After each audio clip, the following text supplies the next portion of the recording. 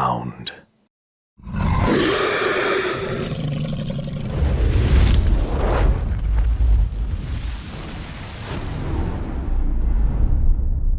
Fireballs are so cool.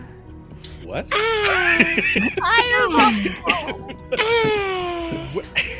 Are we trolls? That one was What is real happening? good. Nice. I think that was the closest we've got. I can't do it. Hi, everybody. Hi, Internet. That's the sound they make when they...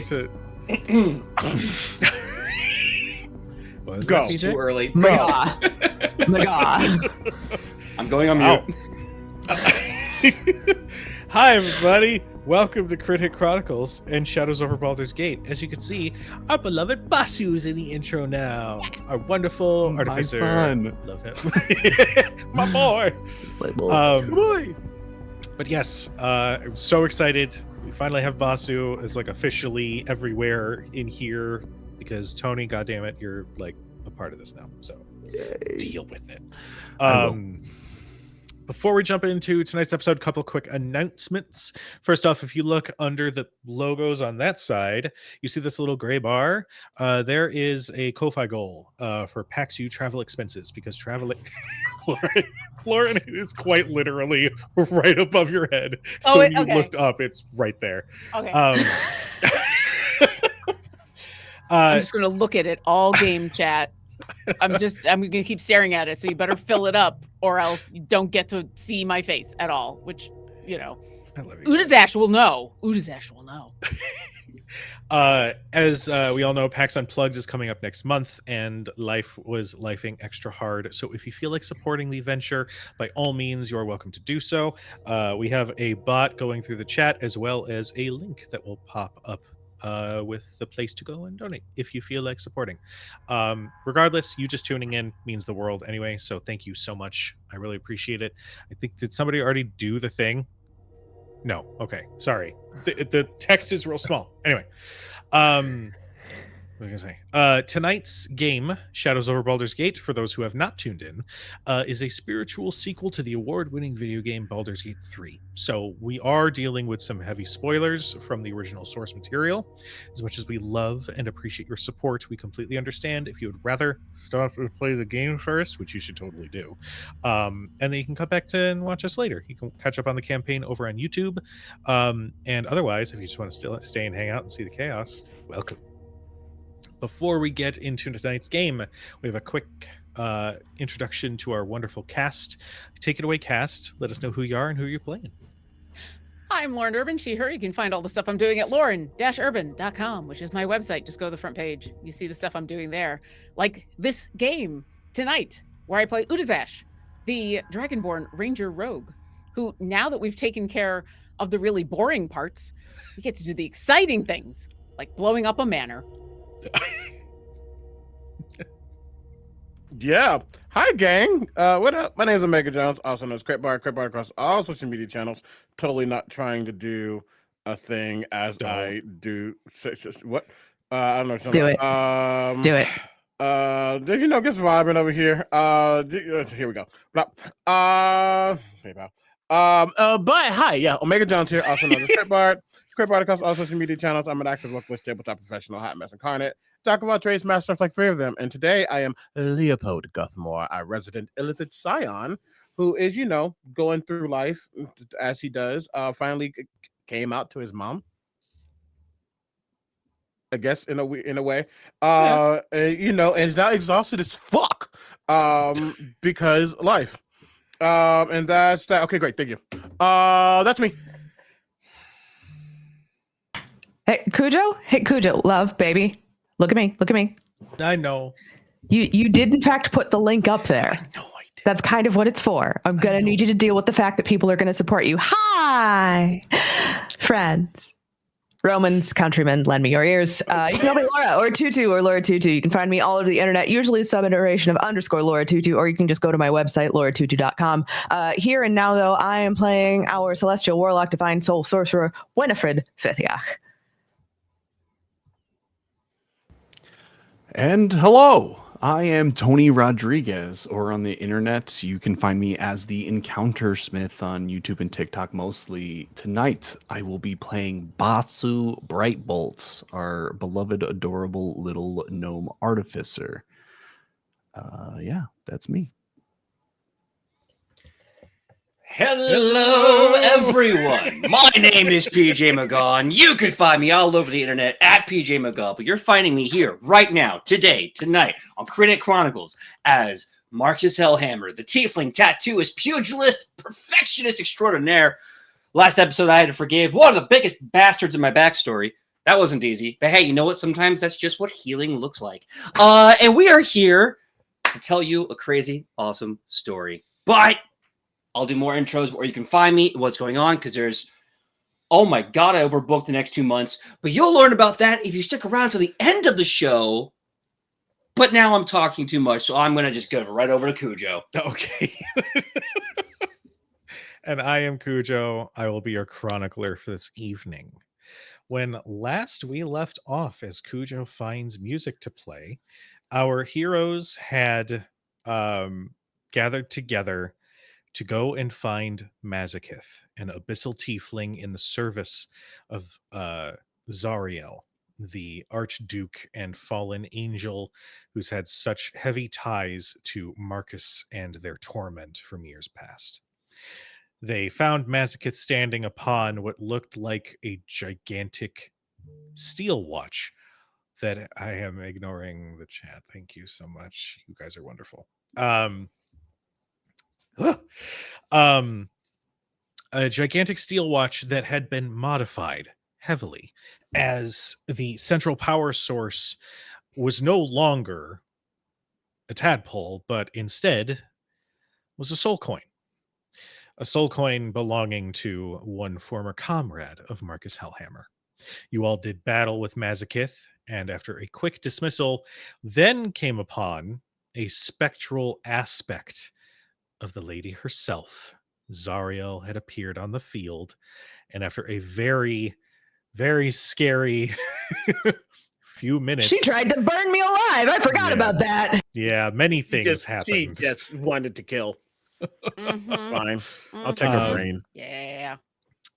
Marcus managed to deal the final blow against this aspect, where Zariel, in her spectral final moments, made one thing abundantly clear. She was going to stand at Tiamat's side when the Queen of Dragons would spread her wings in this plane. And while that is her duty, her focus is now entirely on Marcus Hellhammer and bringing ruin to this bunches of punches punching tiefling. So, in the final moments after the battle was concluded, what just happened? My favorite thing is hearing your phone buzz when it happens. What the fuck? Okay, thank you, chat. See, this is okay. Let's be real here for a second. We're gonna play Dungeons and Dragons, but we're just gonna talk about this. If I'm ever like, what the fuck? I struggle with this sort of thing. So thank you so much. That is so fucking generous of you guys. You are wonderful. Thank you. Don't worry, so chat. much. I'll yell at him about it. Yes, we'll make it a game. Let's see what Also- adorable insults Laura can throw my way. Also, as someone who usually doesn't watch the chat during these games, sometimes I have to catch up with what people are reacting to. And so I was reacting to all the birds being flipped, and then I heard the phone, and then there was swearing, and I was very confused for a moment. Can that be a clip? There was a lot.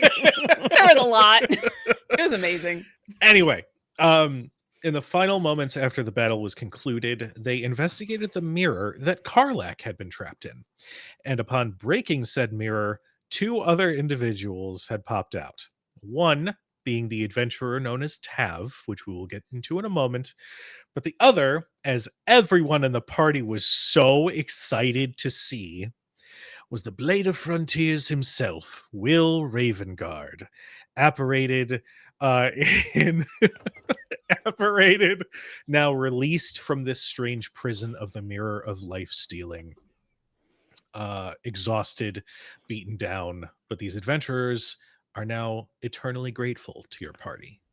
It is here that we will begin our session. So, you all are still in this sort of central courtyard of Gortash's manor. Sorry, I'm a little burpy. Leave me alone.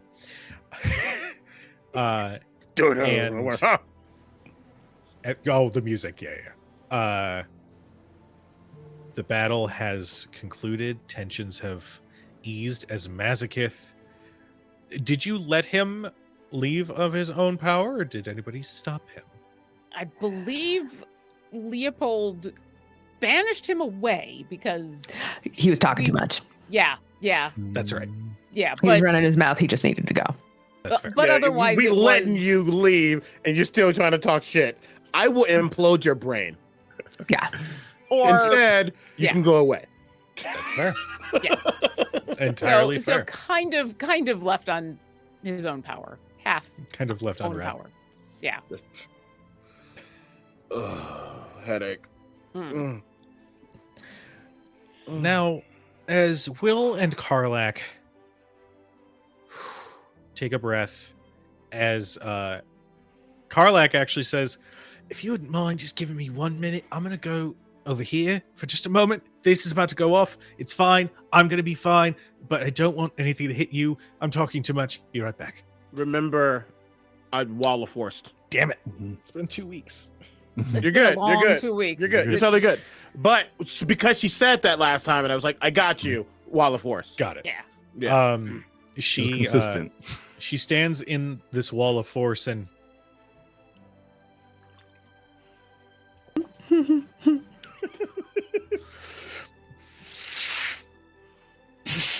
inside this chamber of force, white hot flames erupt from her, and they last for several seconds before they eventually slowly die down. What? Oh dear. And she stands.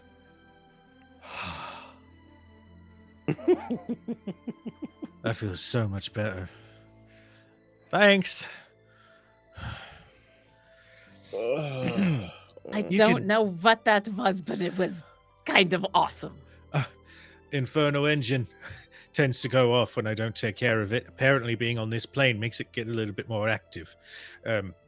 It's sort of like I think Gale did it, like a fireball, but like a lot. So I don't want to burn you up, given that you just saved my ass. So thank you. Hello.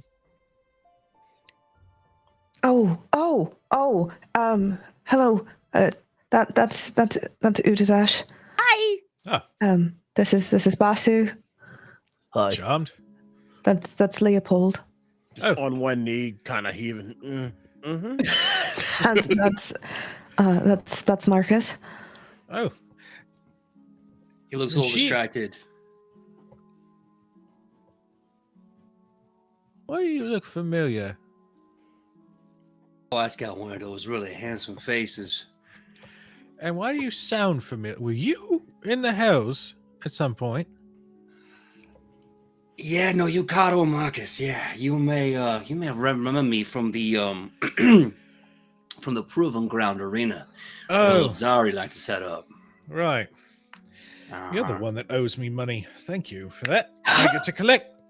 Oh, I owe you money. Now, did you put a bad bet on me? Because I always come out ahead. Yeah, about that. Let's be real. A pit fiend.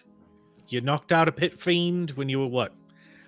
21? I'm a say that there's going to be some shenanigans here. So you're going to owe me about 50 gold.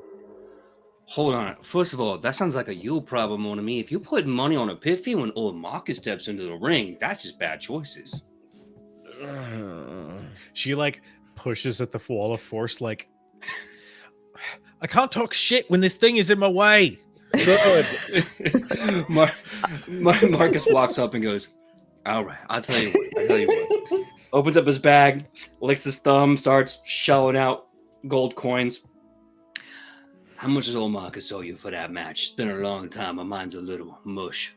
Well, with interest, she like eyes you and how much gold you start pulling out, and she says, "Well, with interest and emotional distress and Oh, taxes yeah, no, of and course. Oh, don't forget the travel fees, share. You came a long way to come get this money. it's true. It's true. Yeah. This ferry service quite expensive. Very much so, yeah. I will call it 100 gold.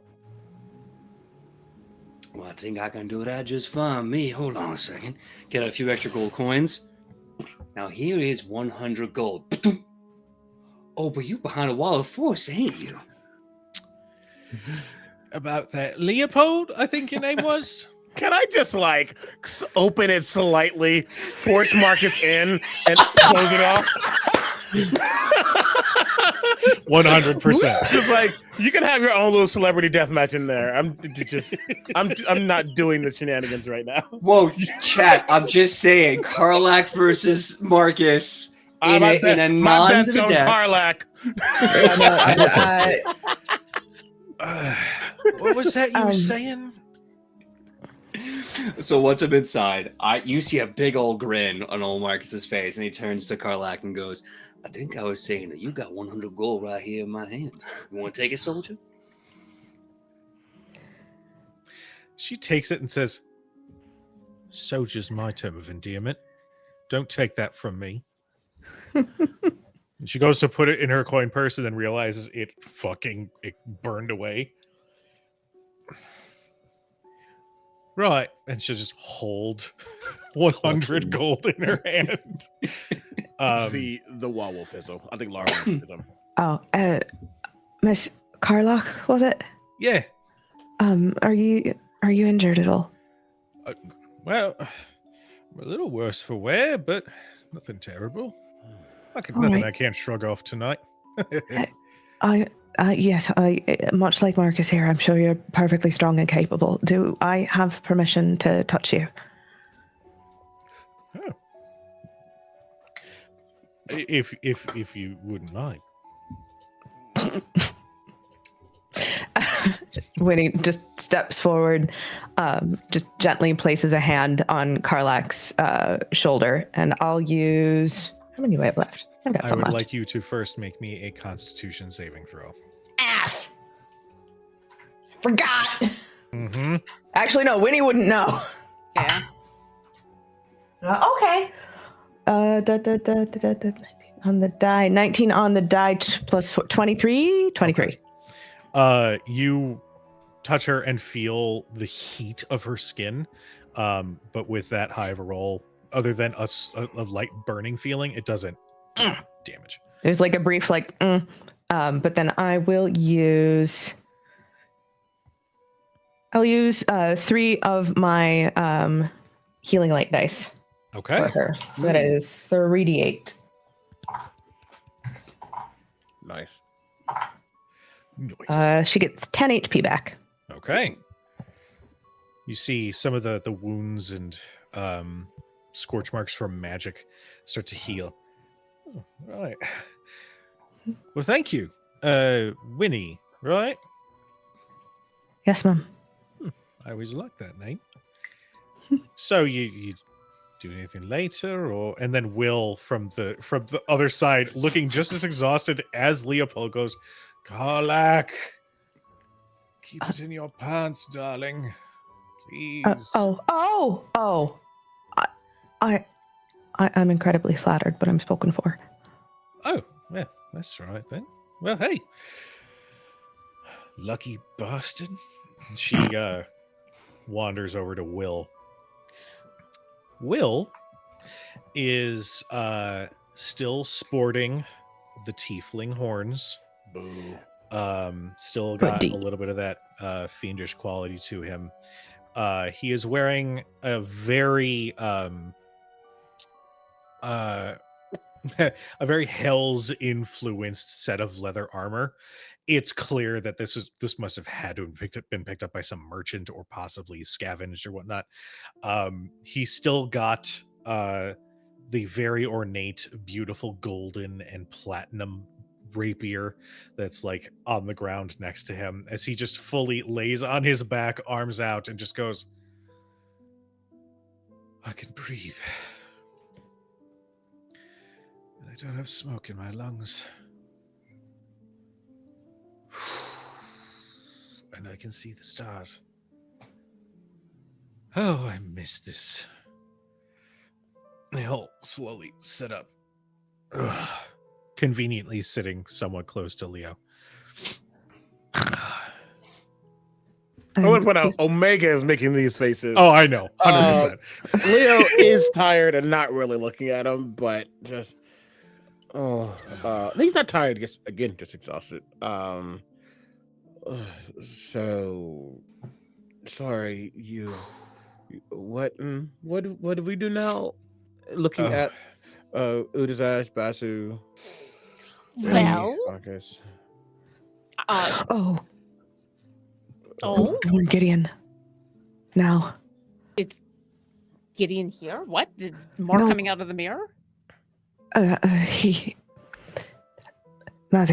he said one of those things, and she'll kind of nod to the Infernal Watch. One of those things is already at Blackstaff.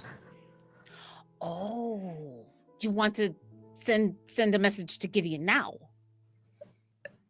Yes. Well, that makes sense. All right. Can you do that? Or do we gotta go do that So hold somewhere on. else? Fuck, I don't have sending, mother trucker. Well, I hate being a warlock. someone does have sending. Does he have the spell slots? Is my question. I have a plethora of spell slots. Okay, I wasn't sure. Yeah. No, Leo, are you capable of that? Sure. You get Gideon? Yeah, Gideon Hallowell. Oh, the man that came to the. What do you want me to say? Let him know about. Blackstaff. He needs to know that a modified steel watch may or may not already be placed in Blackstaff. Okay. Anything else? I don't know how much I can do, so as much as I can give him with one fell swoop. Of course. Yeah, and it's I don't have the brain power to give you a whole spiel, but basically keep your eyes peeled. Yep. Something big and bad has been sent to Blackstaff. We think you're in danger. Okay. Yeah, I think I can do that. As I'm going to cast sending to Gideon. Oh, Oh yeah. boy. Let's do this. Let's go. I'm here to see Omega role play with Omega. I want to see that conversation. Up your old character, please. Lauren desperately wants to pull out a piece of paper and a pencil to help Leo. Udazash is just like crouched down, excited. Then he will. There's a slight warbling around his head as he places 2 fingers to his temple. Mr. Gideon, this is Leopold.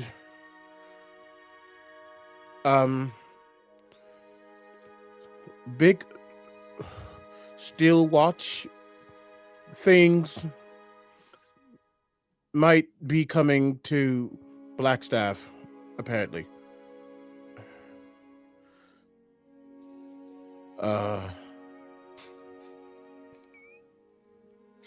Can you protect yourself and Blackstaff? You might need to. I think that's it. Okay. You know what? Considering everything, that was pretty damn good. That's the basic information that he needs. So Yeah. that'll do it. Yeah. Leopold, as you cast that spell and the arcane energy is sent into the ether, I'm now going to say that Gideon, Hmm. you've been hearing rumors of something happening inside the academy. It's been rumored that people have been sighted that don't belong to the staff. So you're already on edge, but you don't have full confirmation of anything yet when you get this message. What do you do? Gideon probably sitting at a desk as this happens. Okay. Well, if there's anything else you can let me know, that would be most useful. Is this problem pertinent now or a future endeavor? Beautifully done. Leo, you hear the sultry voice of Gideon. That's right. You asked yourself a question. Miss Spell slots, can you? How long can we keep this going? I have a couple. That's We also do it need your again, it's my shopping third, list. Could you please spell list out slot. everything you need from the grocer? As you can see that he's focusing and hearing something, and I think because telepathic bond is there, I think there's probably a warble of the sound coming through, so the others can hear it as well, just for ease. Do we know how long it's going? We don't know anything, I guess. He said it was on the way, but He's. But- Hold on. Laura needs to look at her notes. Give me a second. that's yeah.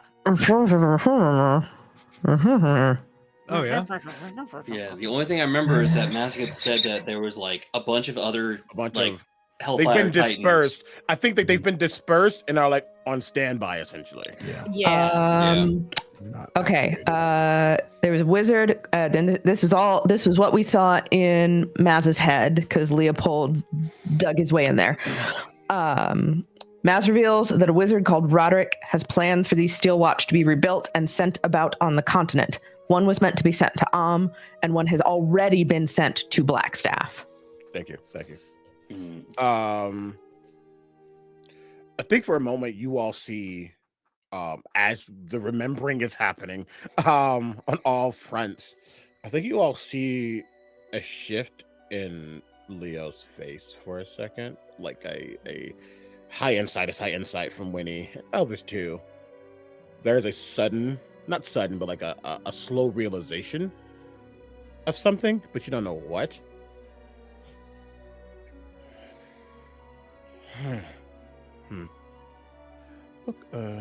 Okay. I'm gonna use my last third set level to Gideon.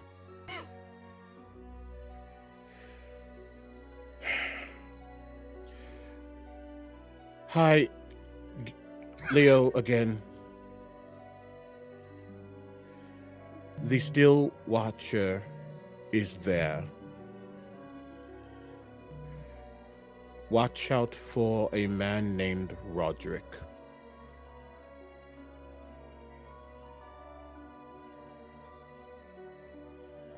One second, this is pausing for a very specific reason because I You're didn't good. have this open. So we got 10 left. Sorry. Where you at? Here you are. Did I describe? Nope. Should be a wizard of blades.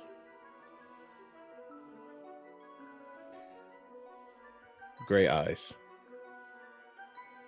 Pale skin.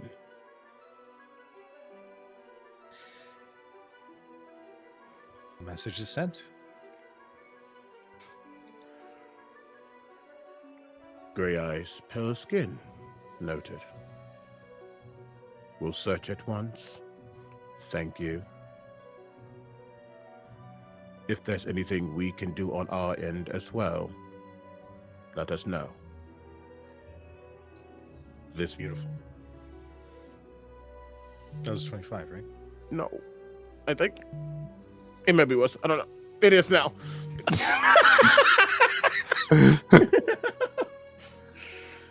God, sending spells are like anxiety-inducing, not only for the person talking, but also the people counting the words. Yeah. Mm-hmm. good content though, man. Yeah. Funny every time. Thank you, Gideon. Thank you, Leo. I appreciate it. Are you all right? Do you need any more healing? He slowly begins to get up. He's been sitting down on the ground as this was happening. He slowly begins to almost levitate himself off the ground, pushes himself off. We can rest, and I will be fine. All right, if you're sure.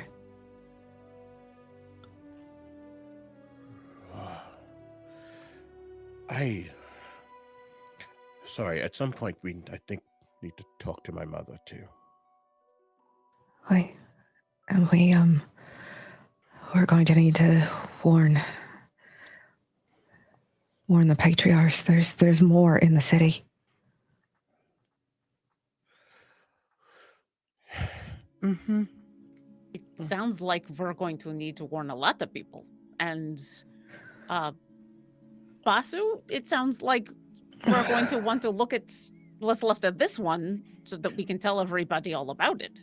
Basu has been hyper focusing this whole time, other than the pleasantry, like, hello, I'm Basu. Like, he's been trying to take apart and understand the Steel Watch more than he had before this whole time.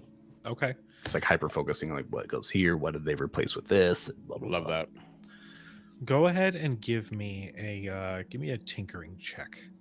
So proficiency bonus and intelligence mod. Sweet. Just to be sure, I'm going to Flash of Genius myself for a total of 34. Jesus. 19. My God. Yeah, you don't get much. No, I'm just kidding. Sorry, the DC was 50. Yeah. Sorry.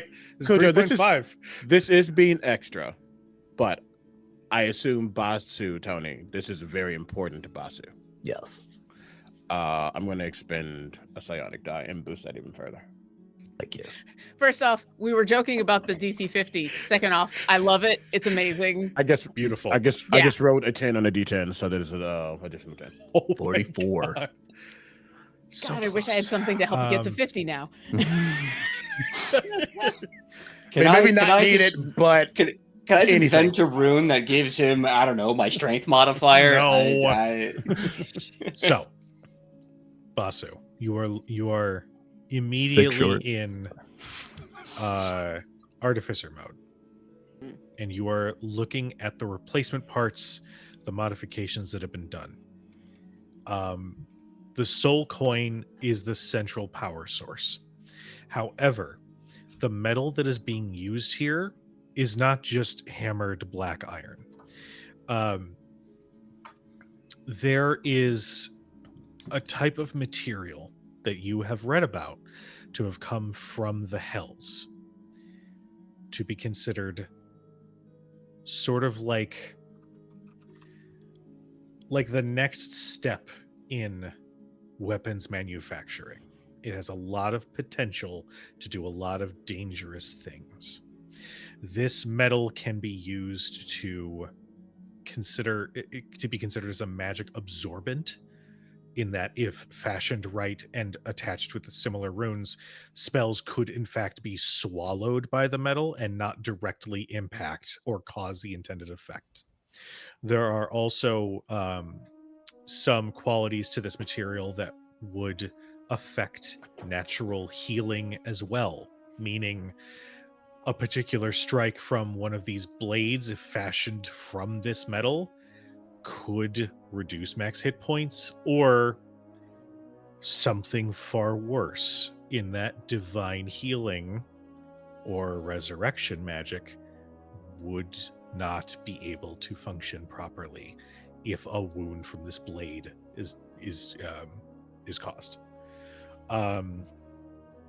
There is a mine. I'm just literally giving you all of this. I'm writing it down. There is a particular mine in the Hells Under whose control? Funny you asked. Zariel's control, that has been mass producing this metal. And the last you read of this in this dossier about this metal, it has been going on for probably decades at this point. Whether it was direct under Zariel or the prior Lord of Avernus, this mine has been consistently used in Avernus to produce this particular type of metal. And you've heard a couple of stories of it starting to pop up in Faerun at large. There's been reported incidents in Neverwinter. There was one reported incident in Waterdeep. And the moment it's discovered what this metal is, what this object is, there's a certain group of wizards that step in to immediately relieve everybody of its existence. Wizards from the Blackstaff Academy. Okay.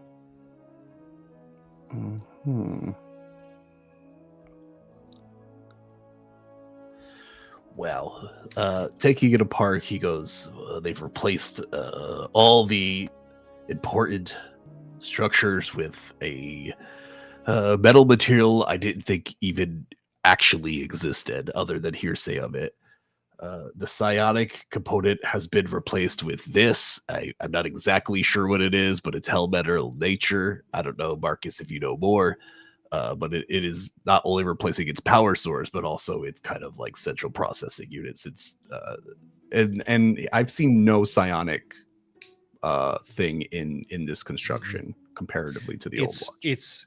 Its construction is almost divine in like its mechanism, but the distinct opposite. It is not from above, it is from below. Gotcha. And I can hard confirm if there's any psionics left upon it, correct? Correct.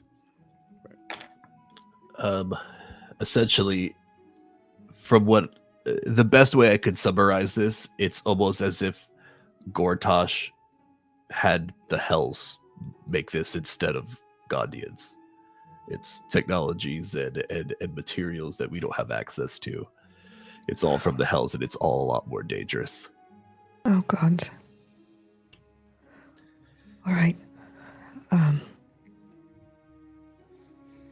we need to make sure word gets out. We should, well, especially now, and this is finally when he looks over towards Will and Karlach and the group. We should probably speak to the Duke. My father. I'm sure he'll want to know I'm back on this plane, so yeah, I plan to go and speak with him post-haste. No. Well, sure, but there's a moment where he has to catch himself. What we just dealt with, he would want to know as well, though I'm sure family reunion also is good. Did you think that was giving me my only means, my only reason to speak with my father? I don't know. We were talking about hell things, and the first thing you said was he's happy to see me again, so I'm just I know confirming. who you are. Yeah, I knew you looked for Leopold. Yes, hi. Ugh. God. No wonder you're so combative with me. You've always been a bit Don't. grainy around me. That's fine. Well, the circumstances are making the graininess much more. Doesn't matter right now. Let's go see your father. Well, before we see his father, first off, the reason that Leo is combative is because we were just in a big combat saving your skin. So you can be nicer to him. Second off, we should take all of this stuff because we need to take all of this stuff, and then we need to blow up the manor. Yeah. Right. No, I'm. Unless there was something else that you needed to do here, Basso, because I don't know. Is there anything else we need to like search for? his arms holding on to a bunch of components he's pulled apart. He was like, I think I have everything that's reusable or dangerous here. Oh, I'll help make room. And I'll go over and Like Winifred, stripping a can car. Winifred, can I borrow your bag for a second? Oh, yeah, of course, love. And she'll take off the bag of holding. I do, and I feel like the party as a whole. Can we just turn over the fucking mansion before we blow it up?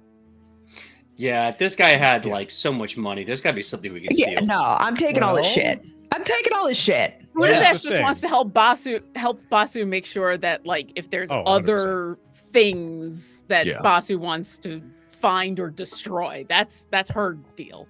So I'm going to ask Basu and Udazash to make me an investigation check. We're going to handle the Infernal Watch.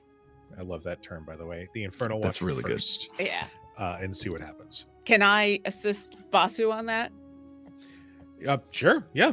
Like, let's take advantage. Yeah, Thank you. I will assist. I will be the tall person helping keep an eye out for stuff for him to look at. I'm going to Flash of Genius myself once more for a 24. Okay. You come away with pretty much, I want to say like 60% of the central mechanism that connects to where the soul coin would sit. The rest of it, unfortunately, is unsalvageable. But this whole mechanism that was attached to the steel watch is pure metal material from the hells for you to actively investigate a little bit further and maybe refashion if you find yourself a forge that is worthy enough. One step ahead of me. I see your mind. Now we've got Winnie, Marcus. Is anybody else actively looking through the rest of the manor? I'm just being real nosy, which means I will happily give Leo advantage. I think you have a better perception than I do. Oh, I figured we'd be doing investigation. It's gonna be investigation. Oh, investigation, absolutely. Let's go. That's all you do, boo. Winnie's real perceptive and real insightful. She ain't very smart. Also, Barnabas has definitely like hopped out. Does not like Will just on principle, but it's also like running around because rats got a rat. Will's like, even the rats got a rat. Listen, we all like Will until he spoke bad to Leo, and then until he got snippy. Yeah, and then Protective Udazash came out. You do not speak ill of my friend in front of me. No. Nobles are gonna noble. I was gonna say, I just saw two nobles on the same level having a noble conversation. I might be wrong. I don't know. You know what? Fair. Leo, go ahead and give me an investigation check at advantage, please. Okay, I do have a -2 right now because I am still I have 1 level of exhaustion. But I can potentially shift that with some psionic stuff. Go ahead, get the book out. Thank you. Okay. I'm assuming that's want you good. to know, Not a bad. Yeah. Lauren, Yeah? when it comes time and we have to find clips, I need the audio of what Omega just said because I want that to play when we redeem Eat the Wet. Okay. Yes. I got you. I want to got know you, fam. that one was a 20 and the other was a 1, so I'm glad that we had Oh advantage. shit! Hell yeah! Put it in our chat, right. which does make that be. You know what? I'm gonna get him back. Let's find out. +9. Great. So that's going to be 44. Fucking 49 Flash of Genius. It's my last is one. this 3.5 D&D? Plus, I literally have 1 luck. 50. We hit it. Friends, neighbors, countrymen. I think we just won D&D. Yes. And people give me crap about Pathfinder numbers being so high. I'm just saying 50? What? You're gonna need to give me a second so I can find something that's worthy of that. We knew what Gortash thought about right before he died. Yeah, there's Gortash going, Listen, not he is- only do I like being a fascist, I like lobster rolls. I think the world should know that. The world should know I love lobster rolls. I hate him so much. Fucking okay, sure, hold please, because that's insane. Listen, 50 sounds like multiple things in my end. Oh, I'm well aware. I'm 100% aware. But now I went is from bad. like, oh, it's like mainly ransacked, or to like, okay, you might find a couple things, and then when you got 50, it's like, well, I have to. Here, I will vamp in character for you. Thank you. With something else, which is as they are finishing up their 50 search, I have taken the bag of holding.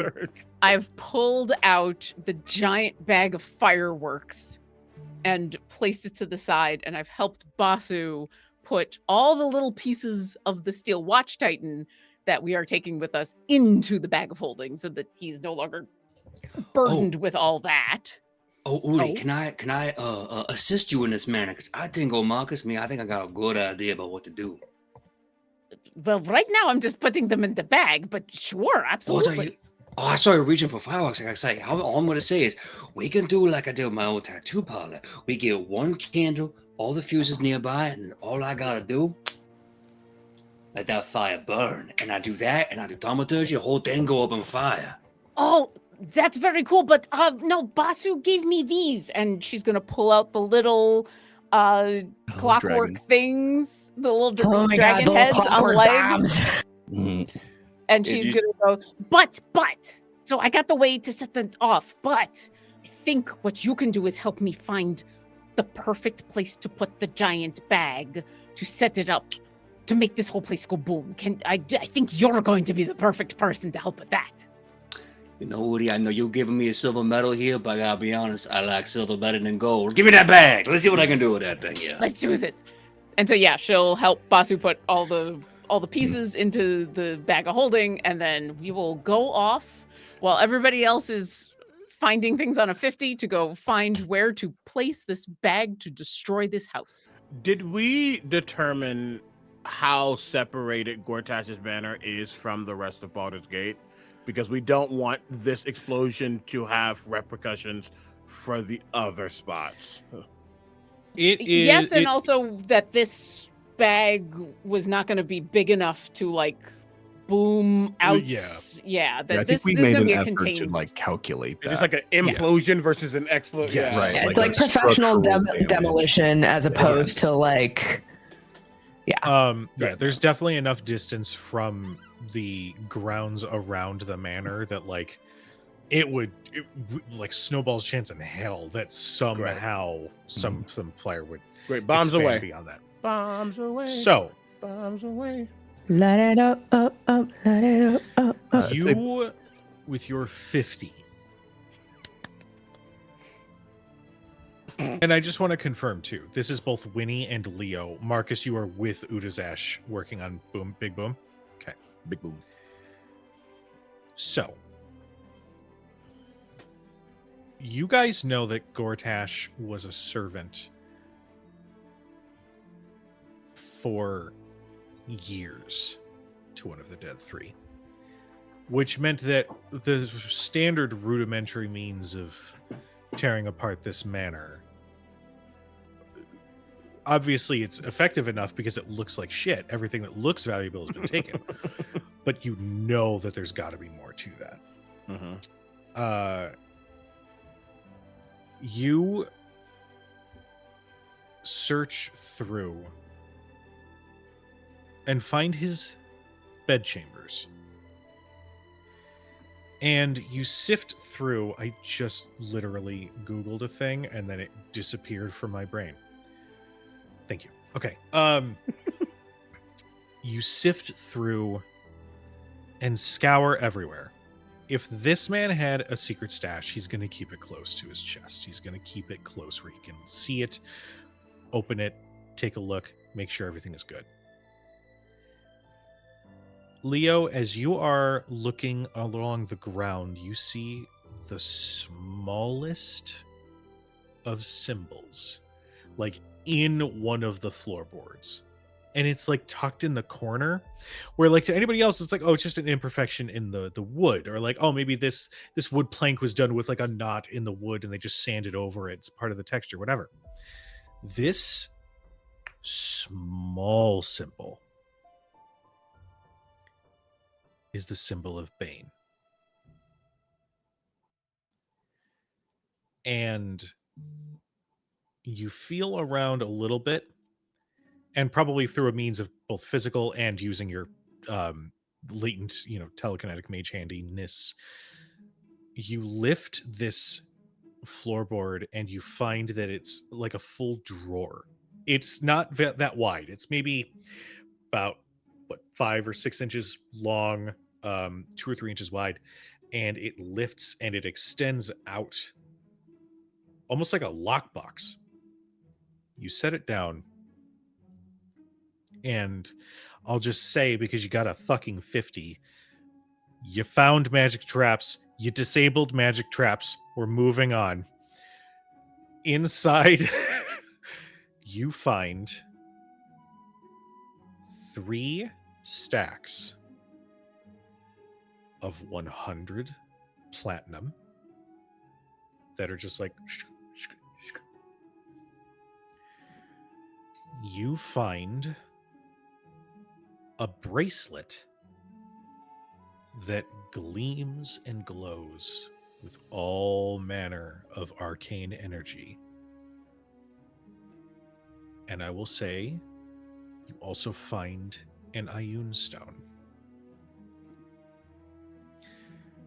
Now, unfortunately, Discord is being poopy, so I can't look at the wish lists for loot. But here's what I will say. Both of these items, you as a party can tell me what benefits they have.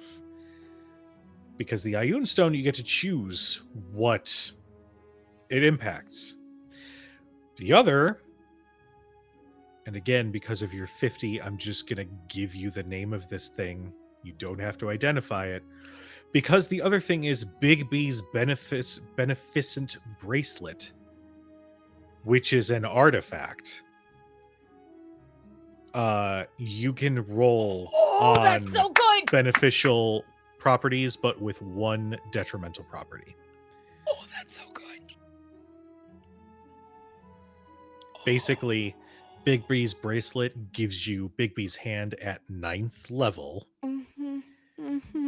and also lets you create a force sculpture to mimic an object that is large or smaller, so it has the same size, weight, and other properties of the thing that it's copying. It is immune to all damage, except for disintegrate, which just destroys it immediately. And that thing, that copy that you make, lasts for 8 hours. Yeah. That's what a 50 will give you. I gifted you an artifact, a fuck ton of money, and an Ioun stone. I hope that is satisfactory. We love you, Dion. Love you. That is Thank you. That is above and beyond. You are very gracious. that is amazing. That'll do. That'll do. That'll do. Wow. Wow. Good grief. Yeah, I was gonna say, as I was looking at it, because we got to bring the meta back. When he suddenly in brain, you would just see map of Baldur's Gate, zoom in, Gortash's house, zoom in, a point that keeps glowing where Leo's currently standing. So you know exactly where to get where he is, just in case like we split up looking for stuff. Yeah, I think when he might be like down the hall or something, so she like trots in as she's getting like the Ping ping, on the map. ping. What is it? What's wrong? What happened? Just like the 3 stacks of platinum. What the? Oh, fuck. Oh. Mhm. He doesn't need it anymore, right? No, absolutely not. This isn't theft, right? I don't think this is No, because that man was a fascist piece of shite. theft. Okay, well. Also, the other 2 items just lift out. Oh. I guess I can look rolling at these and figure the other benefits for the bracelet now, by the way. Good Lord. Okay. Just for mechanics' sake. Hey, thank you. Okay. All right.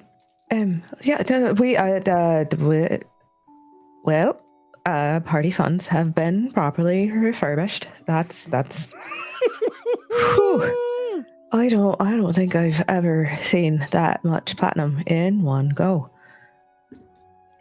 Yeah. Well, I have. But I understand that it is this is a lot. Oh! Gold! I'd never seen. Yeah, okay. I appreciate the effort. I do.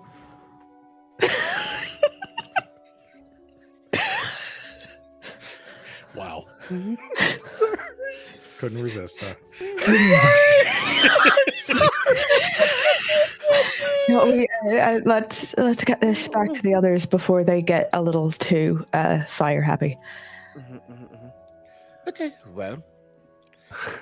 And he's just gonna be like just kind of these 2 items are floating in front of him as he's staring. I mean, obviously he's doing the identifying as we get back, so we figure out what it is. And obviously, as a party, we can figure out what the iron stone is for that. So, I will tell you the benefits and 1 detriment of the bracelet. There's also a gift of +1 to your AC. Walking speed is increased by 10 feet. Oh. However, this one it's a decision. While you are attuned to this artifact, you cannot smell.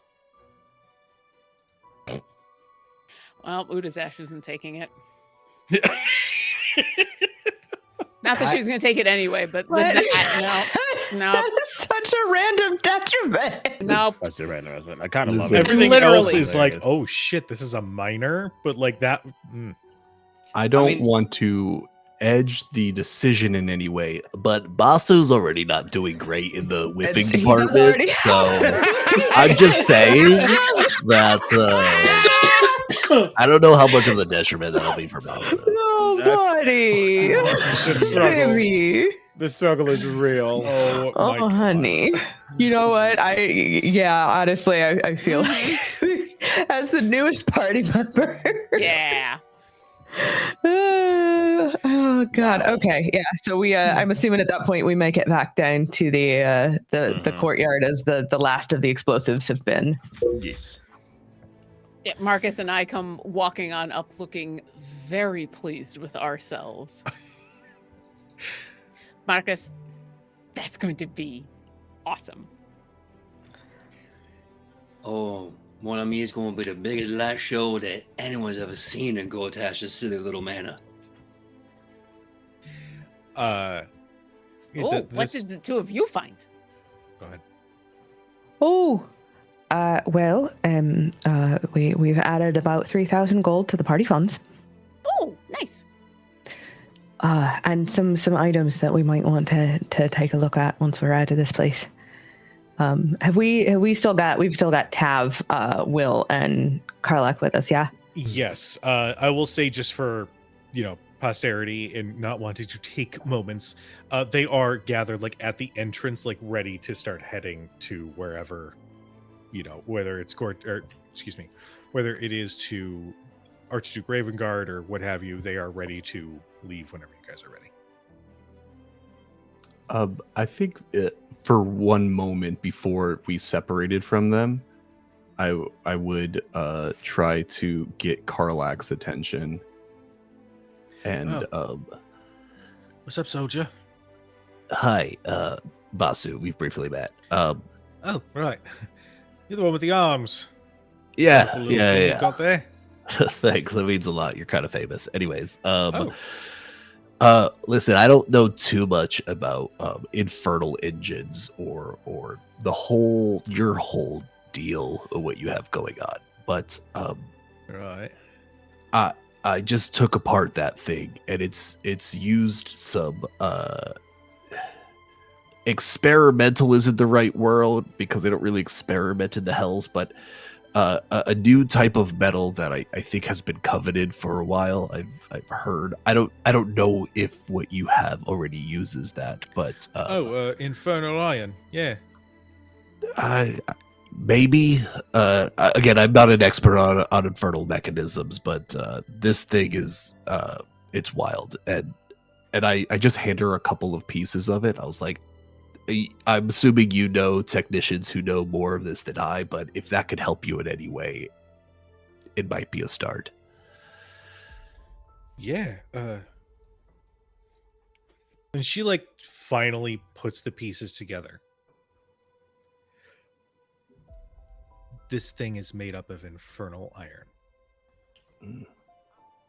Pieces that you would find throughout the game to help piece her infernal engine together in a way that would be Gotcha. controlled. That's so much of it. I think there's someone still in. We're in Baldur's. This is Gortash's manor, right. Yeah, Baldur. City. There's a smith who was experienced at using this. You seem just based on the arms, and she actually has tears in her eyes. Sorry. You seem like a sort of tech genius. Would you mind if I introduce you? Perhaps you two might be able to. Yeah, that would be really great. I need to find out more about kind of these infernal mechanisms, and if you know anyone here in Baldur's Gate, that would be amazing. Oh yeah. Happy to introduce you. Thank you. Whoa, sorry. Been dealing with this for quite a long time, so Yeah. seeing the light at the end of the tunnel is well, it's different. Thank you. Yeah. I think it should be good for the next few days, so hopefully between then and now we can get some work done, prevent any more explosions. Yeah, and if your guy needs another, wrench monkey, I'm more than willing to help. Oh, of course. I'm put in the best of words. I mean, you. Thank you. Thank you. Would you be all right if I hugged the fuck out of you? Yeah, totally. Okay, good. And she like full on lifts, gives uppies, and just holds you. And you feel that warmth, and it's a little uncomfortable at first, but eventually she sets you back down. I can't hug her because my arms are pinched, so my robot arms just come and try to do it. Right. Thank you. One thing at a time, but Yeah, definitely. I'll see you soon. Yeah, absolutely. And she calls after Will. Well, as they come back, Winnie would check with Will and Tap to make sure they're not, if either of them are injured at all. So No, don't kill him. Sorry, okay, technically she didn't take the Hippocratic Oath, but she's got a Hippocratic Oath. Fair enough. Will looks definitely beaten.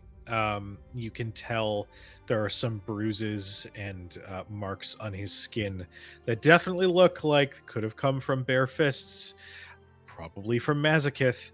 Fucker. So he's definitely looking a little beat up. Tav, because last episode we didn't know what Tav was going to be. Tav is a half drow, standing at probably 6'1" or 6'2", lithe form, skin looking like the color of a storm rolling in, long dark hair with beautiful blue eyes that sort of like stand out amongst the rest of his accoutrement.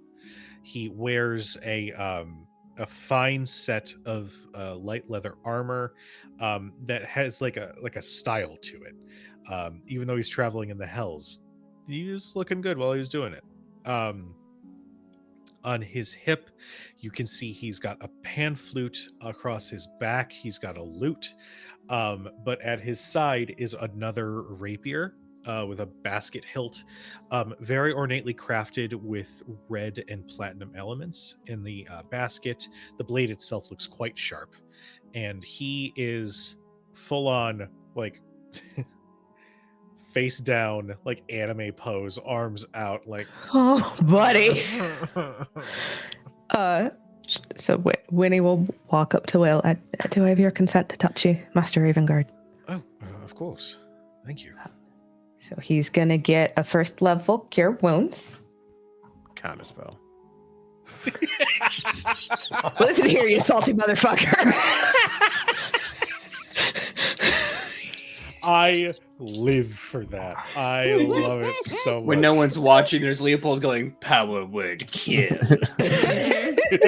Everybody roll initiative. Oh, I'm God. the big bad. I spent all his level 3s talking to his old character.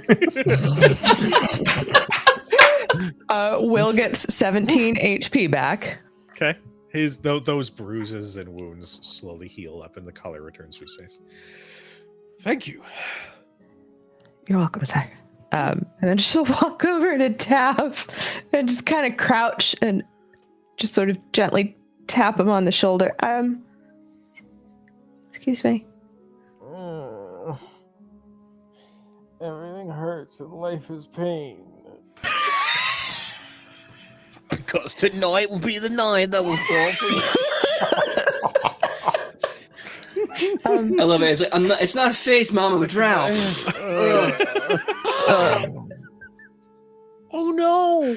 What? Paulson has a type. Oh no! Because the other person that we met is also a drow. So I thought about that when you said you, I was like, oh, interesting. I just when you said drow again, I went, oh no. And Oh yes, oh no. Also, there may or may not be a certain duo that you can meet up with and interesting. Oh, goodness. Wait, All right, I'm here for it. Baldur's Okay. Gate. Hey, listen, I respect someone who knows what they want. Okay. You know what? Mhm. We're all about that. Sorry, I got very distracted. Sorry. Hoffman did too. It's fine. Do you require heathen master's help? If you don't mind, that would be really great. Yeah. That'll be another first level for 11 HP back. The moment the first HP heals him, he's oh, thank God. Oh my God. I was trying to get that crick out of my back for weeks. Thank you. Thank you so much. You're welcome. When he like does that face of like, I shouldn't say anything, but I should say something, but I don't mean to be presumptuous. He, before you say anything, he goes, you know T. His passive insight is also 21. Oh God, I've been seen. You have tea. I love tea. I mean, I don't have it on me at the moment, but I'm sure we could. But it's up here.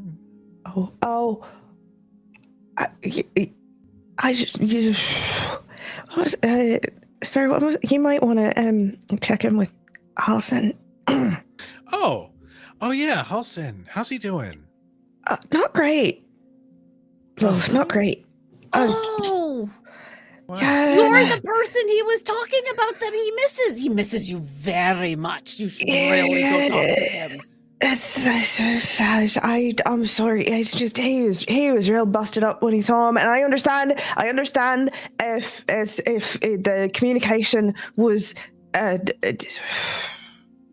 shouldn't have said anything. I shouldn't have said anything. No, it's fine. And you see, like, the moment you healed him, there's this big bravado, this big puffed chest, and this behavior of like a performer that was there for a moment. But the moment you describe what you saw with Halson, that actually steps back and he's uncertain. Oh, yeah. Is he back at the Grove? Yeah. Last we talked to him, he was. All right. Thank you for telling me that. I didn't realize that it affected him as much. But that is on me. I will be visiting the Grove here soon. Do you want to see him sooner? What? I mean, I could. What should I say? What should I say? Like, are we talking like completely devastated, heartbroken, like that level, or are we like, oh yeah, I kind of miss him? We could also The phrase that comes to mind is depression beard. Oh no! Yeah, everybody's starting to move. He's We're like, having this we can conversation. have this as we We are the explosive people start blowing stuff up. Yeah, Marcus is like all 7 feet of him is gonna be like, get out. All right, pushing. We're going. Shite. Depression. Okay. Oh, darling, you didn't.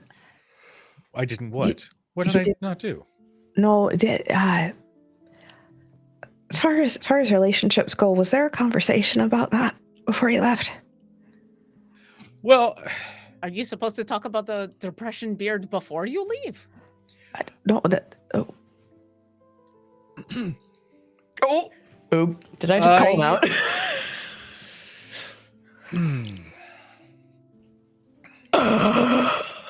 I will be needing to have a conversation with Halson at some point sooner rather than later. Well, if you want sooner, well, first we need to get out of here. Oh yes, please. I don't like being in this fucking hellhole. Yeah, and it turns out we're gonna blow it up, but it turns out it didn't need that much help. This place is not stable. We need to go. Oh Yeah, no, that's, as you say that, and you're like walking under like an arch, you just hear it like. Yeah, no, at this point, this demolition here is mercy. What we giving it ain't nothing but kindness. Well, you know what? It belonged to fucking Enver, so yeah, I'm fine with it. Okay, we need to go about 30 more feet that way, and then everybody's going to want to face west and start walking. And then I'll tell you when to not stop, okay? Sure. Sounds good. It's walking a part of my feet hurt, my butt, everything hurts. So if I could float. You could flow. Okay, you can float. Yeah, no, sure. I'm just gonna when he kind of side saddles on the broom. You just can't look behind you. That's the important part.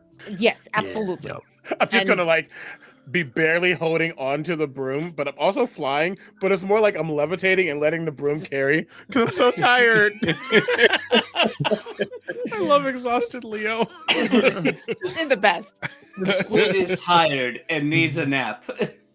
Squid balloon boy. And definitely Udazash like navigates everybody not in the direction we're supposed to be going to a place, and is like, okay, everybody just keep walking. 3, 2, 1. And then there's like a really long pause, and then all of a sudden there's a little explosion that turns into a very big explosion, and then the house and the mansion is on fire. I imagine in this like walk away badass moment. Karlach, like she like the hair, the wind like gets in her hair and she just feels like a badass.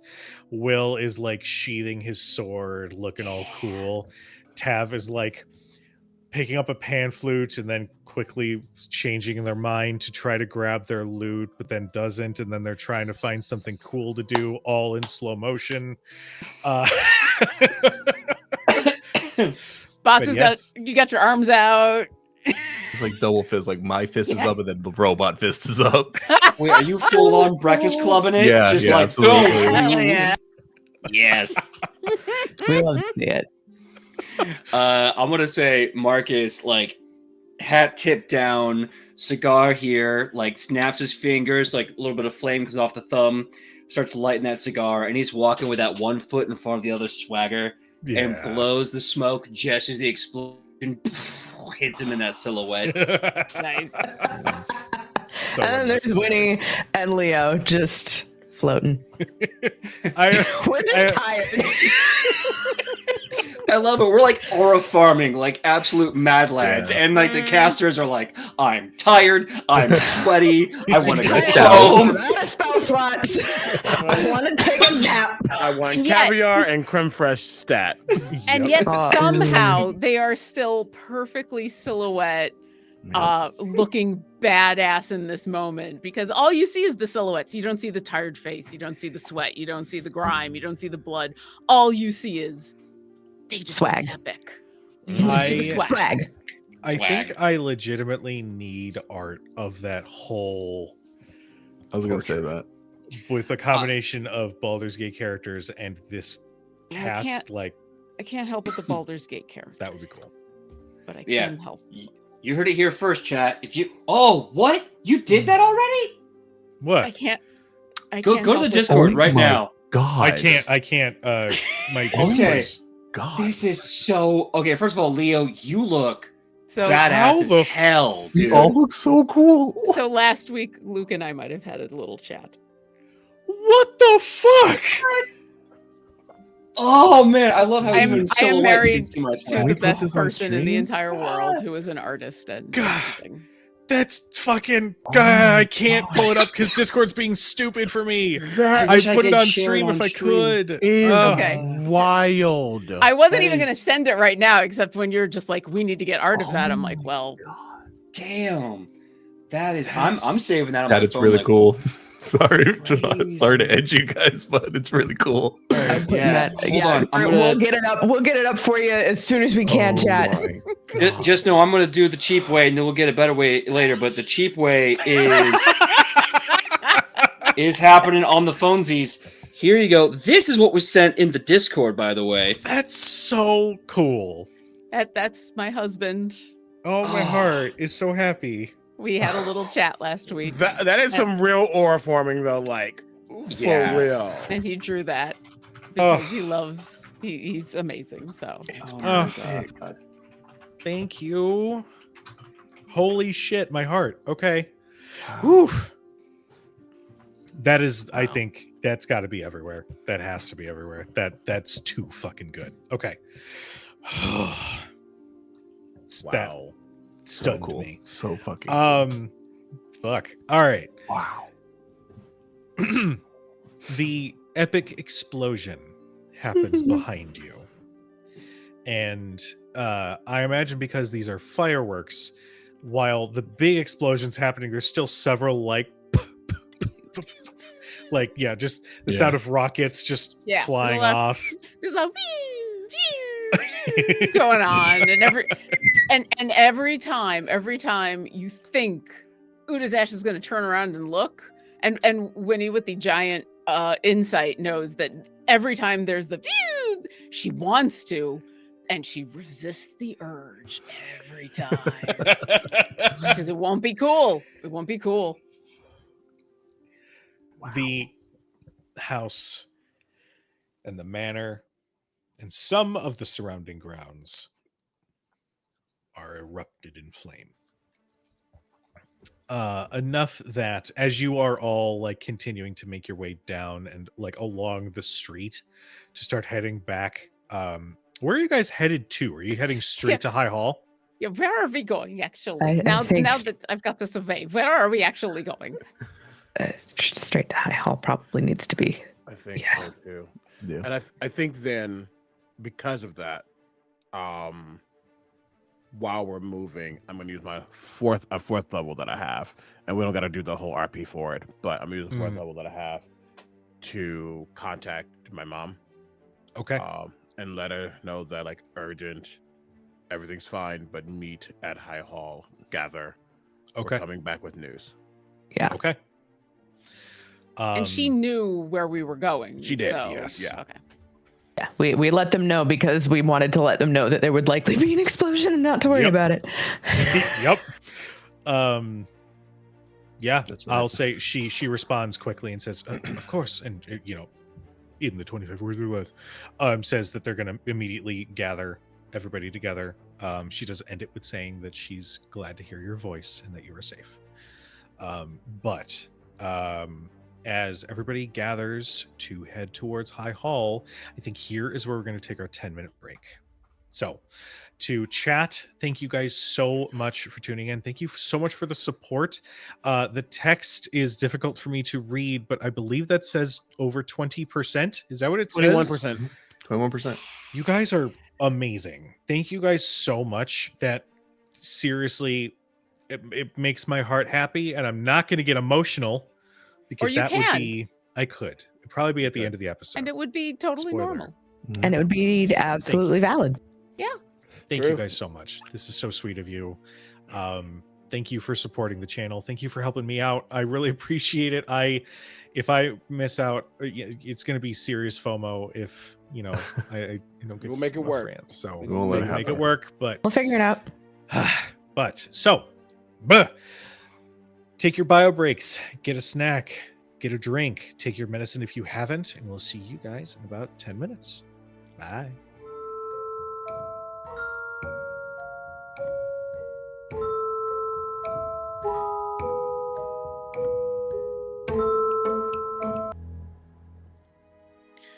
Do illithids smell? That is the question. That was the highlight of our break. And that's what Chat. we'll be talking about tonight on Shadows over Baldur's Gate on this round table. Yeah. This is going to be our post-game roundtable. At this Chat, TED Talk, I will tell you. Tonight's episode is focused on So you all gather and make your way through the town. Tav, Will, and Karlach are accompanying you. Because they kind of want to be there for this meeting as well anyway, given that they've been in the hells for so long. So you guys make your way through the city streets. Is there anything that you wish to do on the way there? Any conversations you wish to have? Anything like that? I'm going to look back at Tav now that we've had our epic walk and go, so do you want to talk to Halson right away, or do you need some time? I've learned that sometimes people need time before doing a thing. I don't know why. I definitely want to have the conversation to make sure that that the skies are clear. I just need to figure out how to approach it in the most delicate way. I don't want to hurt Halson any more than I already have, apparently. So I want to take the moment to figure out what that looks like coming from me. And do you have him on speed dial? What is this? Why? Well, it's not a dial, it's a wand. And Udazash is going to reach back into the bag of holding. She hasn't given it back to Winifred yet because she keeps just pulling things from it. And eventually we'll give it back. But is going to pull out the wand that Halson gave to them. And she's going to go, we got this a while ago because story time will happen later. But we can use this. And the last time we used it, he showed up in seconds. It was very cool. And so I think we just need to be near a large enough tree that he can just appear out of. Okay.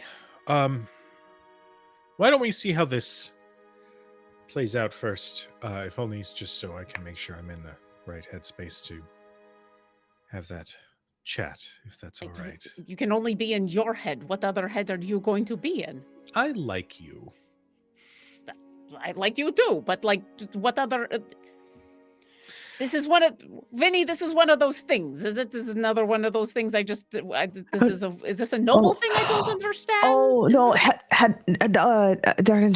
they don't mean literally, like actual other headspace, more of like a mental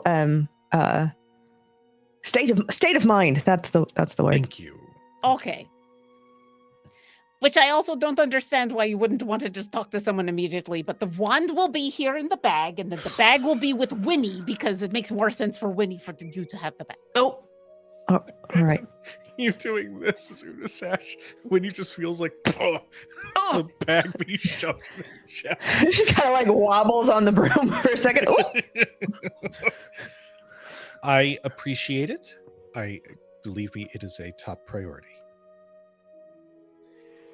Just one thing at a time, if that's okay. Plus, also, respectfully, relationship stuff, typically between one and the other. Not saying it's not welcome. I know that you're speaking with good intent, and that there's warmth and that's care. You clearly care about Halson. I care about Halson as well. But well, I'll. Oh, I'm not asking you anything about like the personal parts of the relationship. I'm just saying, like, I don't understand why people wait to talk to each other. But like, yeah, once he's here, I'll walk away. I don't need to be there. I'm not a. What did they call the clerics that do the brain thing?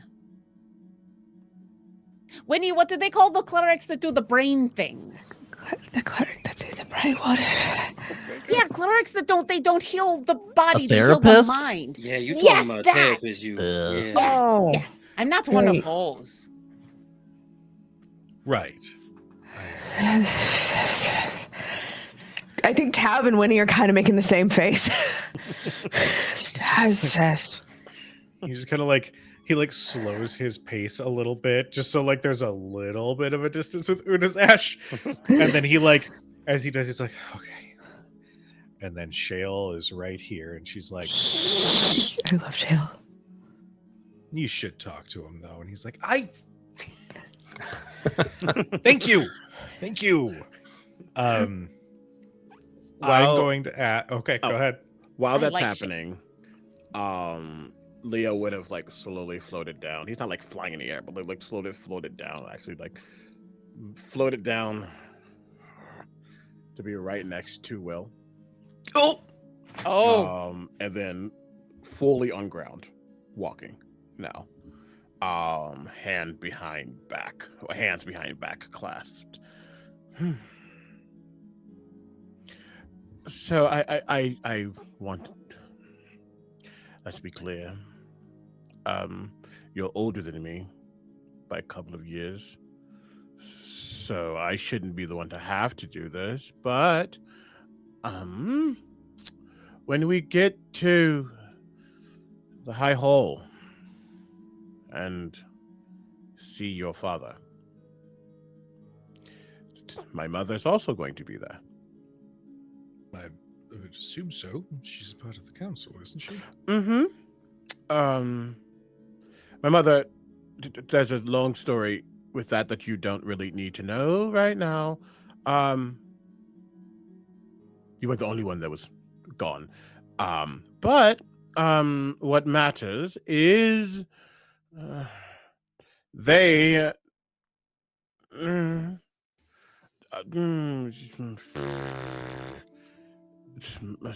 they make each other happy.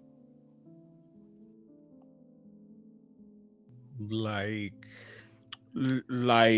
colleagues do when they spend a lot of time working on the same thing. Like a duke of a major city who understands titleage and noble ways of things calls her by her first name more often than not.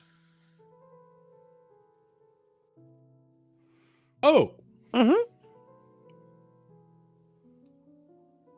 So don't Right.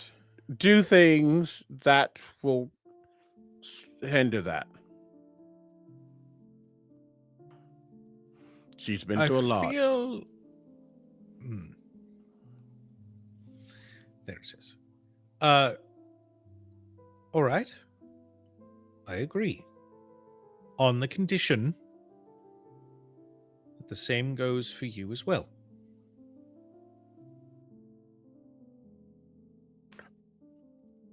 We are all mostly adults. He just sort of does a teeny little dig at you.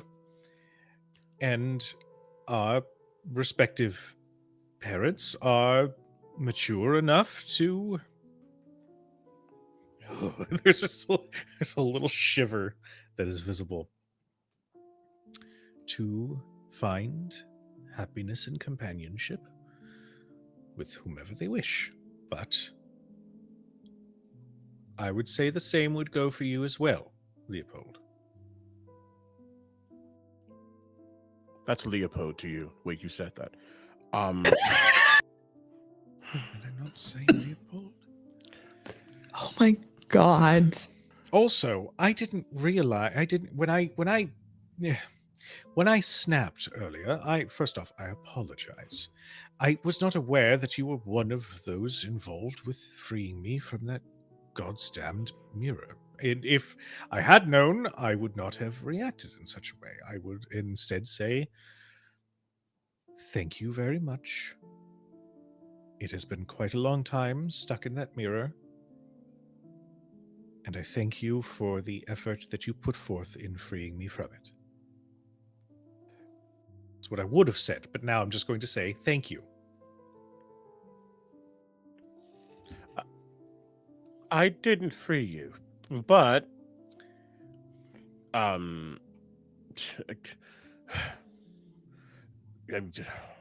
glad you're here, I guess, because we don't want your daddy getting all antsy that you're gone again. So, Oh, good. Delightful. Yes, well, I'm glad I'm back too. I'm so excited that now we are going to be seeing much more of each other. Yep. Also, you may be the. I know it's not a name. Older, more Yeah. charming, more intelligent, more storied. What was weaker, that? I could say. A lot has changed in many different ways, including myself. Not anything that we need to get into at this very second, but understand that I'm not the boy who was learning anymore. Yes, I believe the last time I saw you, you were. I believe his name was Roland. Was the wizard? He feels suddenly, because Leopold doesn't realize it happens fully, but he feels like a push. There's just a warbling that comes from Leo for a second. Roderick. Right. Yes, when last I looked, I thought he was more of a wizardly persuasion, but these... He was the one who trained me. Right. Again, things are different, and if I am reading or understanding what we've learned correctly, he is not. We'll just get to the high hall and figure all this out. One step at a time. But thank you. Anyway. Udazash, I think I get why you get kind of frustrated with the way these people talk. I feel like if you just said, hey, your dad doesn't know I'm a psionic powerhouse, that would have cleared things up pretty good. Right? There's so Psionic. much that if people just told each other, like, We're in the back. flat out. We're in the back, behind soundproof glass. Like, if they just said what they mean and they just said it right away, like flat out, and did not like hide it in metaphor and simile, or waited until they were in a right head, everybody wouldn't be so like all worked up over everything. Like, and she'll very intentionally look over at Tav and then look back at you, Basso, and say, "Look how just miserable they look. And how long they're going to look miserable for." And it said they could look miserable for like a moment. Yeah, it's like the more money you have, the more words you have to use to describe things. I heard a bard say like more money, more problems, and it's starting to make sense to me now. You know, I hadn't even thought about it in terms of money. I thought it was just like a people thing, or like a people on this plane thing. But it does seem to be a lot of people with a lot of money do seem to have a lot of problems. I think it's this whole like you gotta make sure you tiptoeing over everyone else's feelings and never really say your own. And then it gets so pent up, you come out with more of a backhanded statement than just a straightforward statement, you know? I think that's what they do. And that's even if you could understand it in the first place. I feel like somewhere along the way, someone got themselves a whole mess of money and thought, I gotta be better than most folks, so I gotta be better instead of being healthier. You know what I'm saying? Me like that. I feel like that happens a lot. I'm just watching Cujo enjoy his popcorn as we have this existential discussion on emotional maturity. I hope like Shale has walked on comes up. over and it's like the more you know. Like Shale approaches and just says, "Oh, I agree. I think the world would be a much nicer place if we could just be honest and upfront." Absolutely. Speaking of, okay, well, this ain't actually related. I dropped my microphone. Hold on. Oh, Marcus, you Hold on. dropped Well, we- something. Hold Oh, on. PJ, my love, we know you dropped your microphone. I'm sure it was loud. I'm Heard very all sorry. that. The earbuds went and it pulled the thing. It's a whole shit show. But now that we're back, Marcus is going to ask who has the bag of soul coins. Well, how are you going to ask this? Because that's very Oh. important. Good question. Mark is gonna kind of have a moment where he's finishing with his cigar and kind of puts it out into his hand. And then just kind of lets the ash drop from his palms. So this is gonna be a bit awkward. I'm sure gonna be. Well, this is the right time for you to just come out and say it, like we were just talking about. Yeah. So I have a very particular knowledge and interest in them soul coins that we got in that bag. I know What? at least one of them. And I just kind of like to look over that bag with the coins and maybe kind of, I don't know, talk to them. The what? So the soul, do you know how soul coins are made? What I mean? You know how they do that? So down. What are soul coins? So down in at least Avernus, I'm sure they make them all over. A whole mess of soul coins. It's one of the most prized currency we have down there. We take a soul, or a spirit, or a thing that someone got inside them. Right? We take it and we press it through this system, this magical system that takes it and presses it into a coin. It's kind of like you have to have these, like how they make that little circle. It's got the music on it. Make it out of vinyl Record. and Record. that's it, like a record. Yeah. It's like a record, but it's got your life in it. They trade these for high currency because, you know, in the hells, if you got a soul, it's rich enough to make a kingdom out of them. Is this like what they were doing with the lanterns and where they were putting souls in lanterns? Yeah, but Udi, I ain't gonna play with you. I think it's a little worse that because the lanterns, well, they're cages, and as we all know, we can break out of cages. Soul coins is money. Soul coins is money with you inside of it. You don't break out of money. You spend it.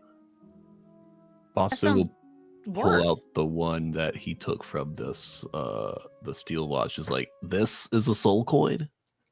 Yeah, There's a soul in here. there is what some may call a soul in that thing right there. Yeah. This was powering the whole thing in lieu of a psionic component. If a whole soul is trapped in here, I can't exactly quantifiably measure the energy of a soul, but apparently it seems like it can power what we just fought. And I'll hand it over to you. And how do we get it? How do we get it out? That's the thing about hell. They only tell you how to get in. They keep the secrets of getting out to themselves. Hey, GM, identify. Like, That'll do it. Yeah. Well, we were able but to obviously figure out. he's not going to do it now. But like, there's like, Yeah. Would Identify tell you how to get out of a soul coin? I mean, that's how we figured out how to get the souls out of the lantern. quite literally how we did. Touche. Yeah. Yeah, Marcus, as if Leo comes floating on over. He won't Or insert himself to the conversation, but I think if it's audible enough, he'll like be curious about see what's going on. Yeah. Oh yeah, I mean Udazash at this point is very loud because she is very upset, and so there's a wait. There's got to be a way to get it out. If you can get it in, you can get it out. We were able to get the souls out of the lantern, so we should be able to get the souls out of there. And Vinny, can I get? Well, actually, no, wait. It's in my bag, and she's rummaging around in her bag, and she pulls out the bag that she got from Arkin that has 7 of them in there. And digs in and pulls out one of the 7 and goes, I have 7 of these. I've had 7 of these for like a month or 2 or 3. I've had 7 of these this whole time. I honestly, Uri, I thought you knew. I thought you knew when we got off Archon. I thought you knew what these were, because you seem to be very keen on taking these soul things away from the baddies. I thought you were keeping them yourself for better keeping. No, I had no idea. I pulled it out. I was like, I don't know what this is. It's very heavy. And you said, oh, that's bad news. And I went, oh, okay. And I stuck it back I was just holding onto it until we knew what to do with it. Same thing with like the horn that he had. And then eventually we found out that the horn was super bad, and Halson let us help us like get rid of it. But that didn't have a soul in it. This had... Wait a second. And she puts that back in the bag and hands the bag to Basu and continues to, I think she actually stops in the middle of the road and pulls off the satchel that she just carries around with her everywhere and starts pulling stuff out of the satchel. And it's just full of the few things that she carries in her life. It's a wonky mixture of like her regular stuff, a mess kit, a tinderbox, her 50 feet of hempen rope, but then like the napkins with the residue and, you know, some random stuff. And then she gets to the bottom and she pulls out another one, and then she reaches and she pulls out another one. She's like, we picked up 2 more of these when we first got the lantern, and that weird dagger, and the when we first got attacked. The High Harvest Tide? Yeah, I've had these 2 for like forever. I mean, it makes sense if you think about it.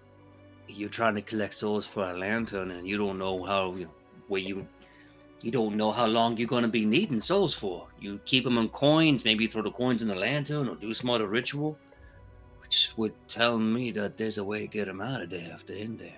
Well, okay, so how do we get them out of there? Because I've been holding on to these for way too long. I think that's when Leo like floats over. Sorry, I'm. There's a lot. These things, I can, if they're magical, if you're saying they have souls in them, I can probably learn it Yes, please, because I've been carrying soul cages this whole time, and she picks up one of the two that she's holding and just hands it out to you. I need to figure out how to fix this. Well, Zash, we'll get them out. We will. Yeah. And look, they're not even the same as a soul cages, mon frere. They're different. Like it's a different process. They're minted. They're not thrown in. But the result is the same, is it not? They are stuck in there. Karlach is going to speak up at this point. Here's the thing. As I understand it, and we'll say that this is like at the same time that Leo is casting Identify. I always looked at it like you can take it and destroy it with something that's made of hellfire. Right? Like one of Zariel's weapons. If you smash it against one of these things, it breaks it. The soul within is released. It goes and does its thing. Another option for that, which I will preface, it does release the soul. You can put it into an infernal engine. And that would have a side effect for the engine. Not speaking from personal experience or anything, but it does work. There is a way. And Leo, I will give you. Yeah, I will say as Udazaz hands the soul coin forward, it seems to float out of the hand and then slowly gets to begin to rotate in front of Leo as his eyes glow, as he's just going to start understanding and almost like metaphysically breaking it apart to like understand everything about it. It's not actually being broken apart, but he's just taking all. You got like an Iron Man like hollow table moment. Literally, yeah. That's literally what I was thinking about. Just like, okay, what is this? Instead of the map in our heads, we're now seeing the little diagram of the coin, and yeah. I've had Identify this whole time and just completely forgot. Oh, and just screaming. Hey, we're the end bros right now. We got to work together. I know, right? We do. Because we're going to be, it doesn't matter. Fuck your 10 minutes. Ritual caster immediately. Yeah, it's nice. Fine. I got you. Yes. So, casting a spell that removes a curse on a soul coin frees the soul trapped within it, as does expending all of the coin's charges. Soul coins do have charges. You can use them as magical items. It would rust from within and destroy the coin once the soul is released. They travel to the realm of the god it served, or the outer plane most closely tied to its alignment. The souls of lawful evil creatures released from the soul coins typically emerge from the river Styx as Lemure devils. They can also be freed by destroying the coin that contains it. You get its AC, which is 19. It's got 1 hit point for each charge that it has remaining, and immunity to all damage except that which is dealt by a Hellfire weapon or an Infernal War Machine's furnace. Freeing a soul from a soul coin is considered a good act, even if the soul belongs to an evil creature. Love that. Okay. Yeah, I think as that's being like processed and hearing Karlach, he looks at Udazaz. She's right. Not that I doubted her, but there are many ways to free with whatever the soul that's within, removing any type of curse. He actually looks at Winnie when he says that, unsure if that's a power that she wields, or destroying it with hellfire or the like. Zash, I can at least get one of them today, but I'll have to rest before I can do any more. In truth, I could really only do 2 a day. I'd have to rest in between each one, though. Okay. Well, it sounds like there's a bunch of ways to do it. What's the where do you just use it? Like, how do you use it? I guess the way the power, the soul is being utilized, honestly, it's not the exact same. And for a moment, I think anybody in the bond remembers when Leo and the psyche part of Leo split, and it can do its own things. Kind of equating that, saying the soul is powerful. Something about that. The soul is powerful. It's not divine. It's not arcane. It's just true. And within that truth, you can wield it in different ways. You can find answers, like when one speaks to the dead, you can use it and enhance your own vitality. You can do many things. GM, based on the in-depth but short time I took with the Steel Watch and gaining this new information about what soul coins do, like, it very obviously, soul is power. During these coins, it powered the Steel Watch, but it was in place of like a worm or a psionic component. So is there anything based with that knowledge plus knowledge I learned of the Steel Watch that like the soul was doing something as the Steel Watch? There was some sort of control that it had? You were in that combat. I'm going to say, I think I'd illustrated at one point in the combat that the Steel Watch resisted a wisdom saving throw spell from Leo, and Leo was able to hear something. Leo, do you share that with everybody? Okay. The knowledge that there is some sort of limited presence in this soul coin, and the fact that it reacted as much as it did when there was a spell that would influence its will cast upon it, you're pretty sure that whatever soul is in that soul coin, it can't communicate very well, but it does have agency over how to use these machines. So it wasn't like it was, powered by the soul coin and then piloted by somebody else. It was like a one and the same scenario. So I believe Tony Basu handed Marcus the soul coin that we got from the last fight, correct? Correct. That's the only one he had. Okay. I'm going to take the soul coin that you gave me. I'm going to take a deep breath, try to shut off some amount of consciousness and be full subconscious and bring intent fully. And I want to speak to the coin, either through abyssal, infernal, or if I have to, comprehend languages from Asmodeus. I want to speak to the coin that I believe has Dustin's soul in it. Make me, because I don't think you have to attune. Nope. To do this. No. Well, hey, Dustin. Oh, shit. It's your turn. Mm-hmm.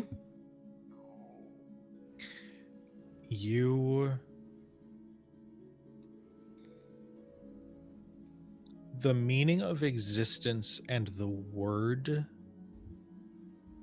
left you a long time ago. You just know the emptiness that constantly surrounds you. Your last memory prior to this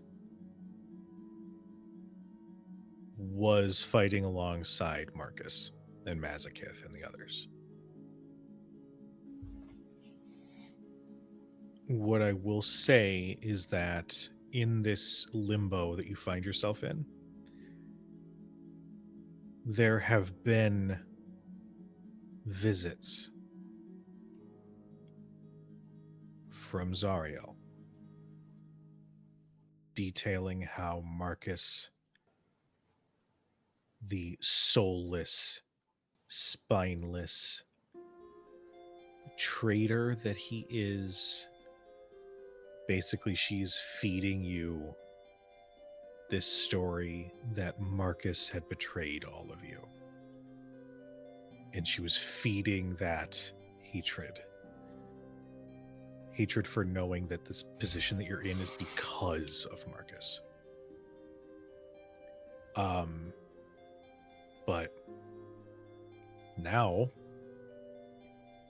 you find yourself hearing his voice as he tries to reach out to you. Marcus, what do you say? Marcus is unsure of this. Whatever magic he has, it is borrowed words.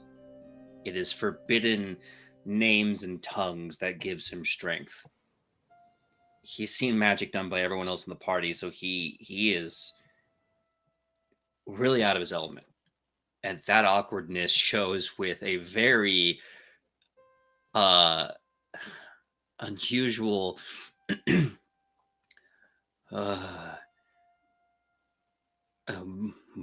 bonjour, mon ami, it's me, old Marcus. Are you in there?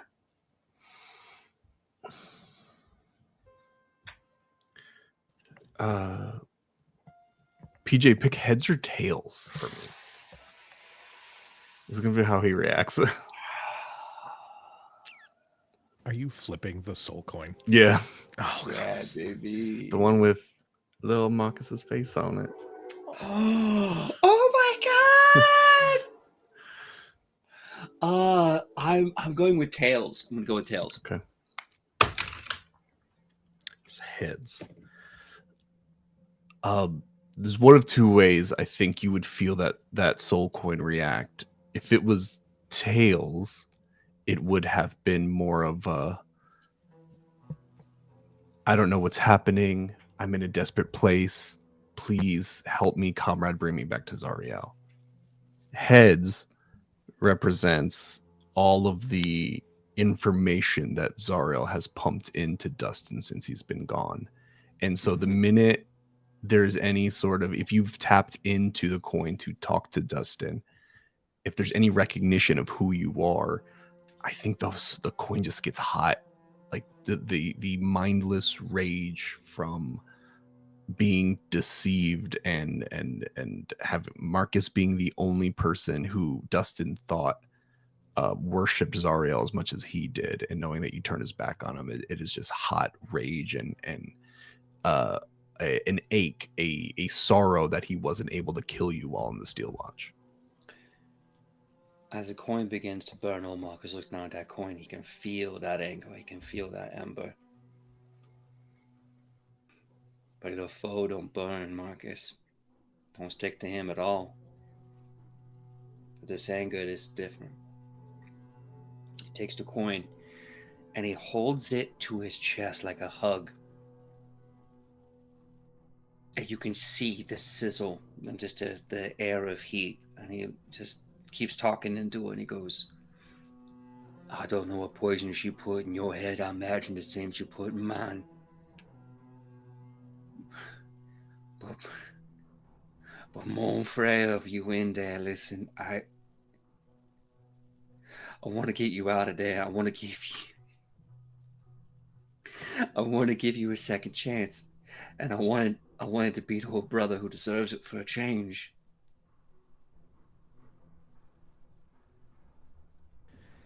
If I may.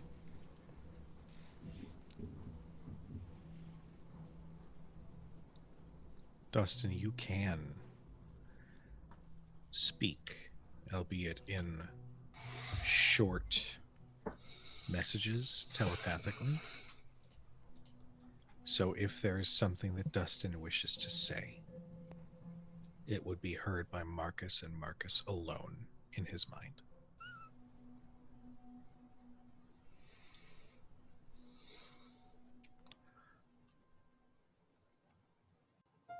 I think the words, the bit of kindness you've showed him in the past, the most that gets to him in this state, where it's, I think only emotion is what really drives any kind of communication, is Turn back to her or die.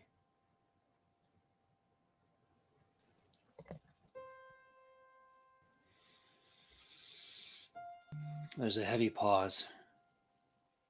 Marcus looks a little shocked and a little confused.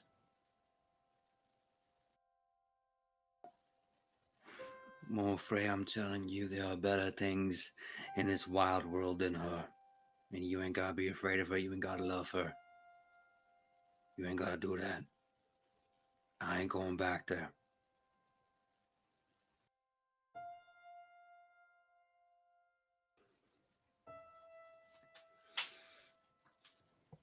I think he just calms down, realizing that you are the same person he knew, even though you are no longer following her.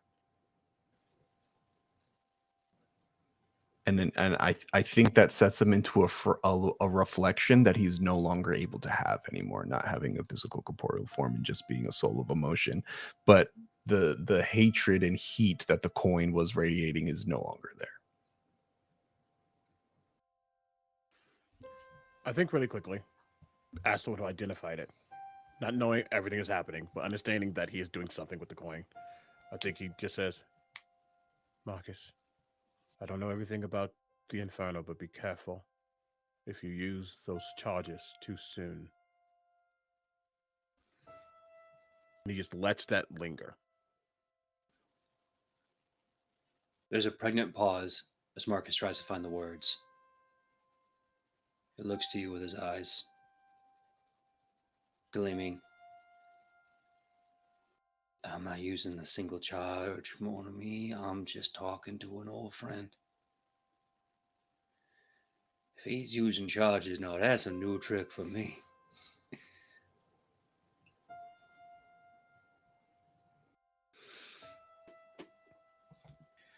I can.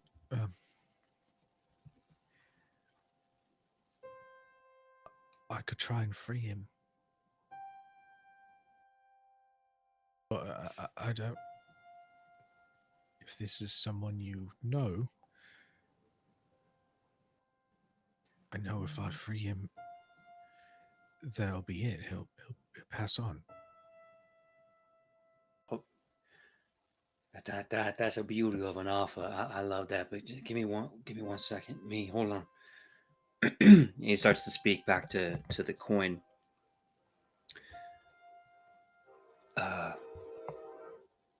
Pause for train.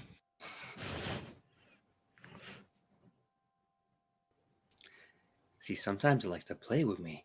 It'll do a few little choo-choos, and it'll be quiet, and it'll just lay on the horn like it's in traffic, that thing. You done? Okay, we're done.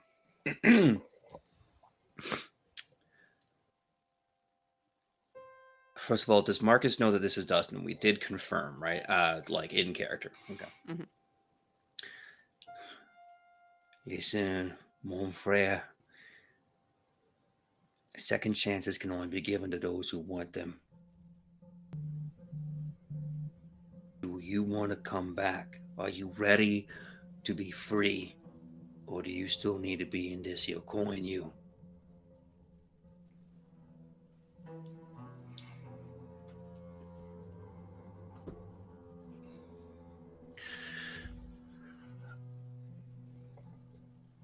As much reflection as a soul can do inside of a soul coin, I don't know how he would express this to you. I think it's more so of him recognizing that you are still Marcus, the Marcus he knew. And whether it's through just emotions or flashes of memories that you may have had in the past, I think Dustin is, whatever's left of him, is starting to realize that you were an older brother to him, and maybe that you loved Zariel so much and he wanted to do well by Zariel so much. And I think he's realizing it wasn't Zariel he wanted to impress, it was his older brother.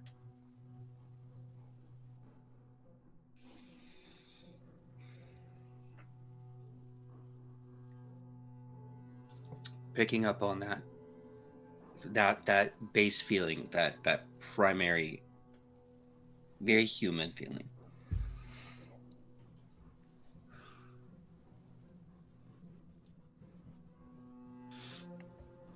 Dustin, I cried like a baby when that creature killed you that day. I lost a friend. I lost something very dear.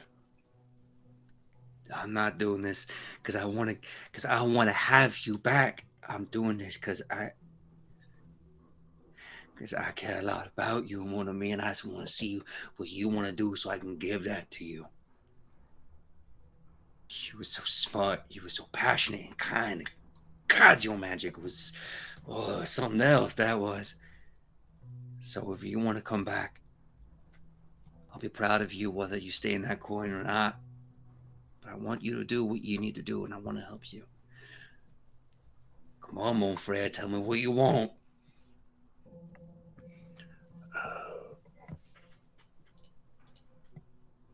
Emotion through the coin, I think, tells you before it was directed, it was hatred, it was something he wanted to do to you, and now he is thinking otherwise. And again, I don't know how much he can reflect on that being in a coin, but I think it's enough confliction within his soul that he wants it to end and he wants to be free. Okay. Takes the coin, puts it to his forehead, kisses it.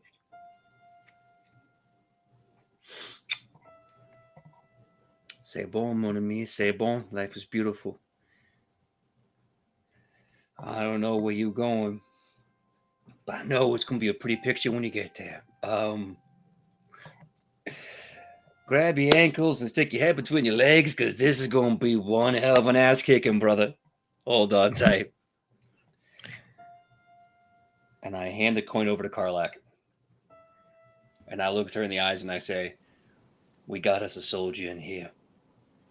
And he needs to fade away. I'm going to let you do what you do, okay? All right. Leo's going to raise his hand again. I'm sorry. I'm the one who identified it, so I have to ask the question. Sorry. Do you know which way he swayed?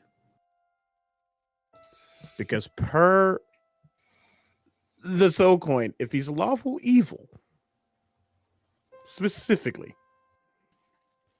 he's becoming something else. No, that's a good question. I can't speak for that. When you're living in hell and you think you're doing what is right, who say what you is, right? I don't know. I thought I was a good guy. I was worshiping a literal devil. I don't understand everything. I just want to make sure that it's all good. No. It's a valid concern. I wouldn't want him turning into a Lamille me either. Hold on. I grabbed the coin really fast. I'm like, Wait a minute. Is you a devil? Or is you lawful evil? You gotta tell me. You have to tell me, it's entrapment. Go ahead, Winnie. Damn. Okay, so I'm assuming that Karlach has infernal metal with which to break the coin. It is her infernal engine that will do it.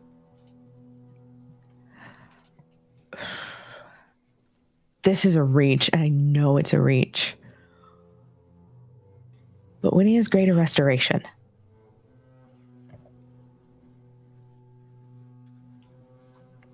And I don't know how it could be utilized, but maybe it could be enough to just purge the soul.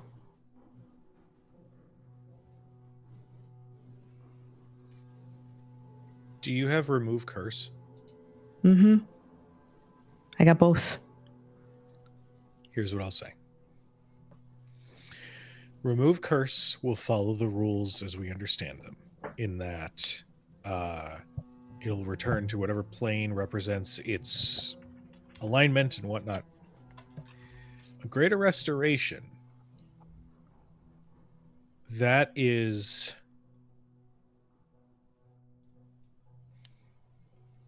a personal effort that is associated with that. I would say if you use greater restoration, the soul would be able to choose where they go. Miss Karlach. Yeah, love. I don't fully understand what you and Marcus and his compatriot would have gone through down there, but I assume he likely doesn't want to go back if he doesn't have to. Between the two of us, I think we might be able to make sure he at least has a choice if we could do this together. She, like, before you even stop speaking, she says, yeah, whatever you need. Oh, all right. I don't think we should do this here in the middle of the street, though.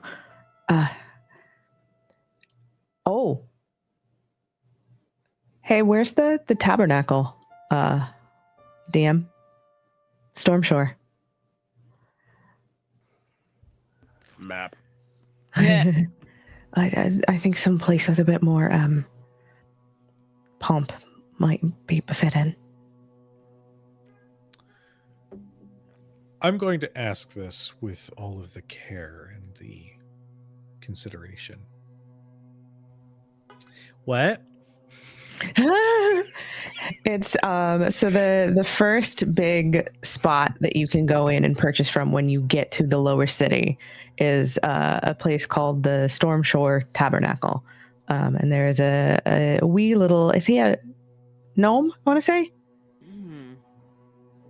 Okay. Who can offer all manner of radiant-based items.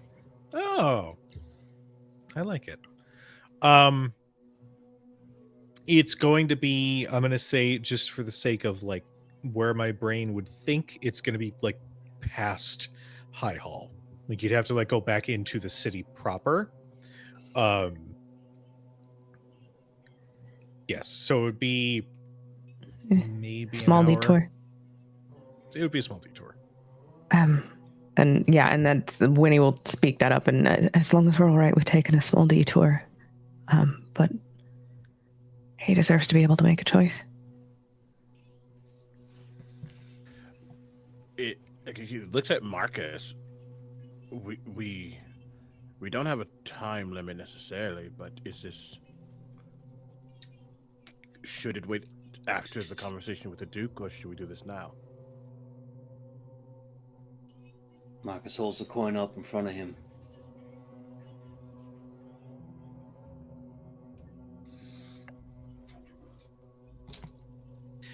If I might put my 2 cents in.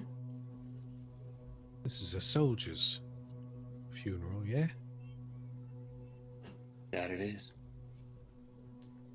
I understand we've got things to do and meetings and whatnot. I would say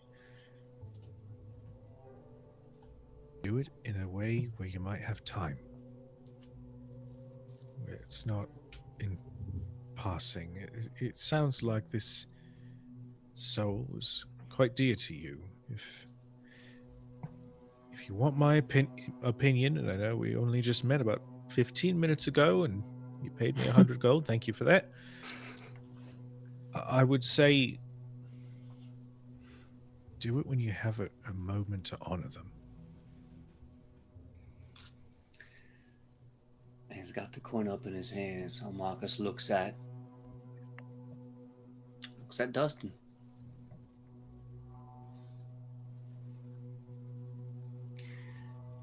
I think we all agree that we're gonna do this we're gonna do this right. Don't worry. I swear that you're gonna get the opportunity to choose your freedom. But until then, take out a little lashing of string and leather, and I make a little wrapping around the soul coin, make a little anchor, and I attach it to the choker around my neck. And I say, you are going nowhere where I ain't at, so you stand real close. All right, mon frere. I think from the coin, when you have it secure on your neck, there's still a lot of like the confusion that comes with a ghost, you know, when they don't know what's happening and they don't know how they feel. But the minute it's secure on your neck, there's also a calm. My hand just kind of holds the coin close to the meat of my throat as I just kind of favor it. We'll put you to rest, brother. I promise you that. Now, until then, you tuck in for a little nap. We have to go crush some skulls and kick some ass.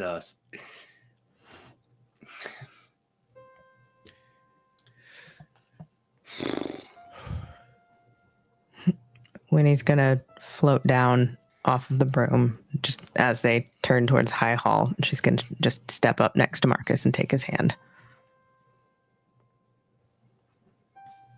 Takes your hand, he squeezes it 3 times and gives you a kiss on your temple. It's warm and it's genuine, and there's a heaviness behind it.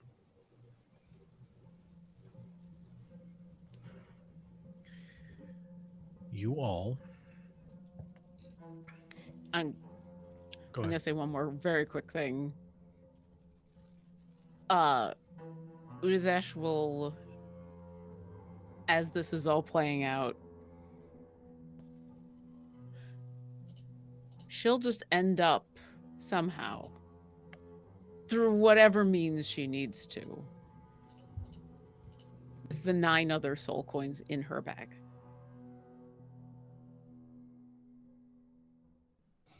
Because now she knows how, or she thinks she knows how to release those souls. And she understands that Marcus needs to bury another one of her one of his comrades, and do that in a way that is respectful and takes time. But she's going to take care of these other 9.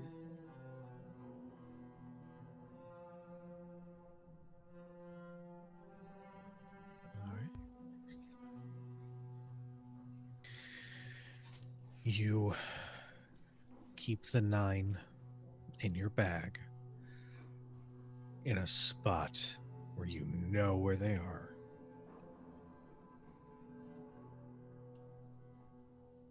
You all continue to High Hall,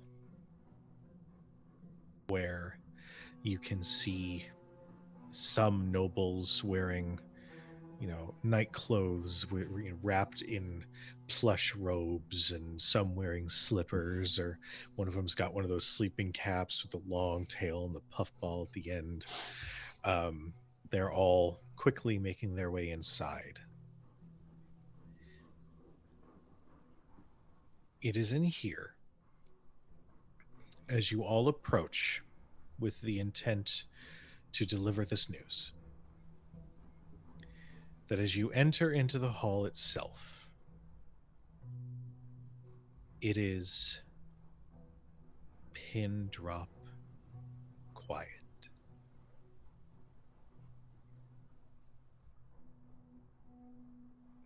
You all instinctively try to peek over and eventually start moving your way through the group of people before you can see Duke Ravengard seated at his throne, Lady Guthmere standing next to him, both of them looking very uneasy and very on edge, as someone is standing in the center of the room facing them. This individual appears as a shadow, not too dissimilar from the strange aspect version that you had seen Zariel appear as earlier. But this is clearly some sort of an illusion, some sort of messenger, some sort of shadow duplicate meant to simply deliver a message. Their form, it's feminine. And there's a cloak that drapes over their shoulders and down and spreads out upon the ground, more so than any normal fashion would ask. Their back is turned from you, but you can see long, straight hair that comes down well past their midsection.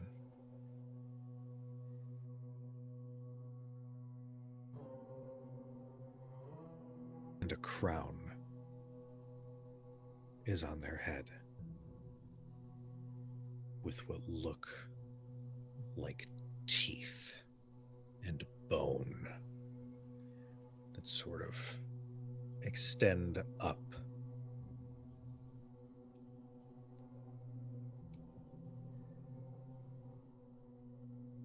I believe you all are curious. Curious as to how long you will survive.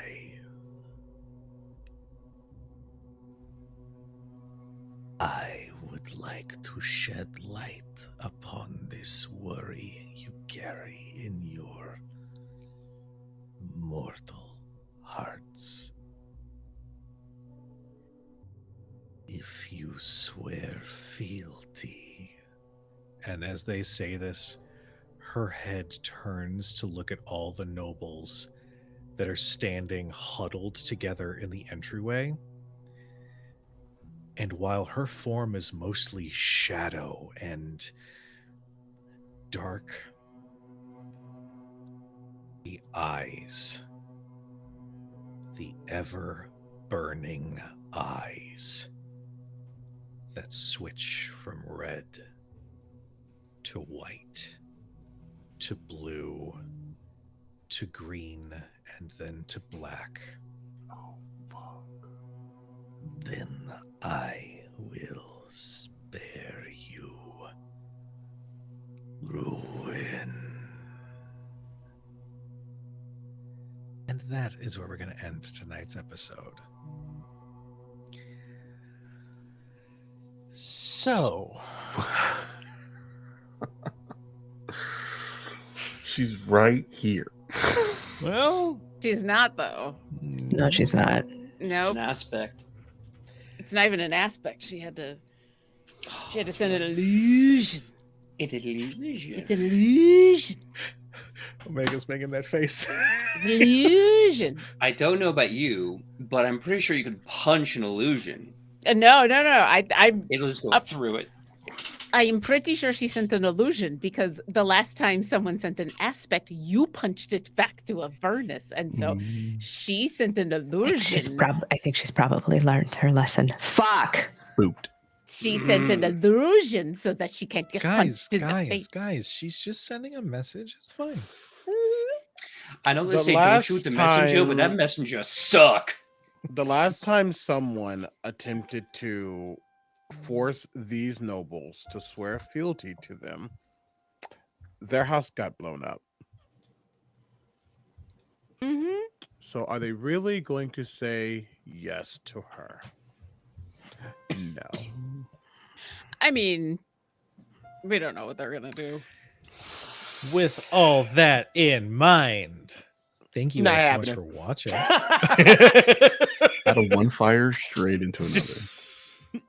With all that in mind, my loves, we are going to wrap up tonight's episode, and I'm going to go ahead and look for a wonderful channel that we want to share the love with. But before we do, we have a wonderful cast that we want to give the spotlight over to. Let them know who you are, how we can support you, where we can find you. Hi, I'm Lauren Urban, she, her. You can find all the stuff I'm doing at my website, lauren-urban.com. Just go to the front page. You'll find me there. You'll find all the fun stuff that I'm doing. I am excited. I'm a little terrified. Udazesh is excited because, any chance that she gets to be like, we already heard your message, and so you're not surprising at all. But it's easier for Lauren to be excited when she's got a chaotic being in the back of her head who is ridiculous. So, but I love playing this game, and I've been looking forward to it all week, and it makes me so happy to be able to play with these wonderful, wonderful people, and you should give them all the love, and thank you. Oh, yes. Oh, gosh. I didn't realize how much feeling Leo would have about this moment. We'll see how that turns out. You're not... No, this is his town. He's going to fight for it. Anyway, hi. Omega Jones here, also known as Cripbot across all social media channels. My pronouns are he and they. I've been Leo, who clearly is not excited about this. Many things I am doing. Catch me on Thursdays for Vecna Eve of Ruin, Fridays here, Saturdays for Bayonet over on Twitch.tv/SurfEffers, Tuesdays for Terraform over on Twitch.tv/SurfEffers, and the multi-award winning The Fourth Age, which is a Lord of the Rings AP utilizing the One Ring over on Twitch.tv/Wounded Warrior Project. The main thing I do want to shout out though is we finally could announce it. Oops All Himbos is back for PAX Unplugged this year, Friday, 8:30 in the main theater. So we got a prime spot. Myself, Jesse Jerdak, Sandeep, Kyle, Danny Quash, Johnny Stan, Jay, obviously, who's our GM, and special guest Anjali Bimani, our first Shimbo. Well, not first Shimbo, but their first Shimbo in the group. So very, very excited. Definitely check that out. Very excited about it. And yeah, that's me. Hi, hello, good evening, folks. You can call me Laura or Tutu or Laura Tutu. You can find me all over the internet, usually some iteration of _ Laura Tutu, or you can check out my website, lauratutu.com. Obviously, Fridays, I'm here dealing with the consequences of our actions. I don't fucking know. You can also listen to me on The Road to Hell, multi-award nominated Hunter the Reckoning podcast from Messy Crit Productions. New episodes drop every other Thursday. We do have a brand new episode that just dropped yesterday, so you can check that out.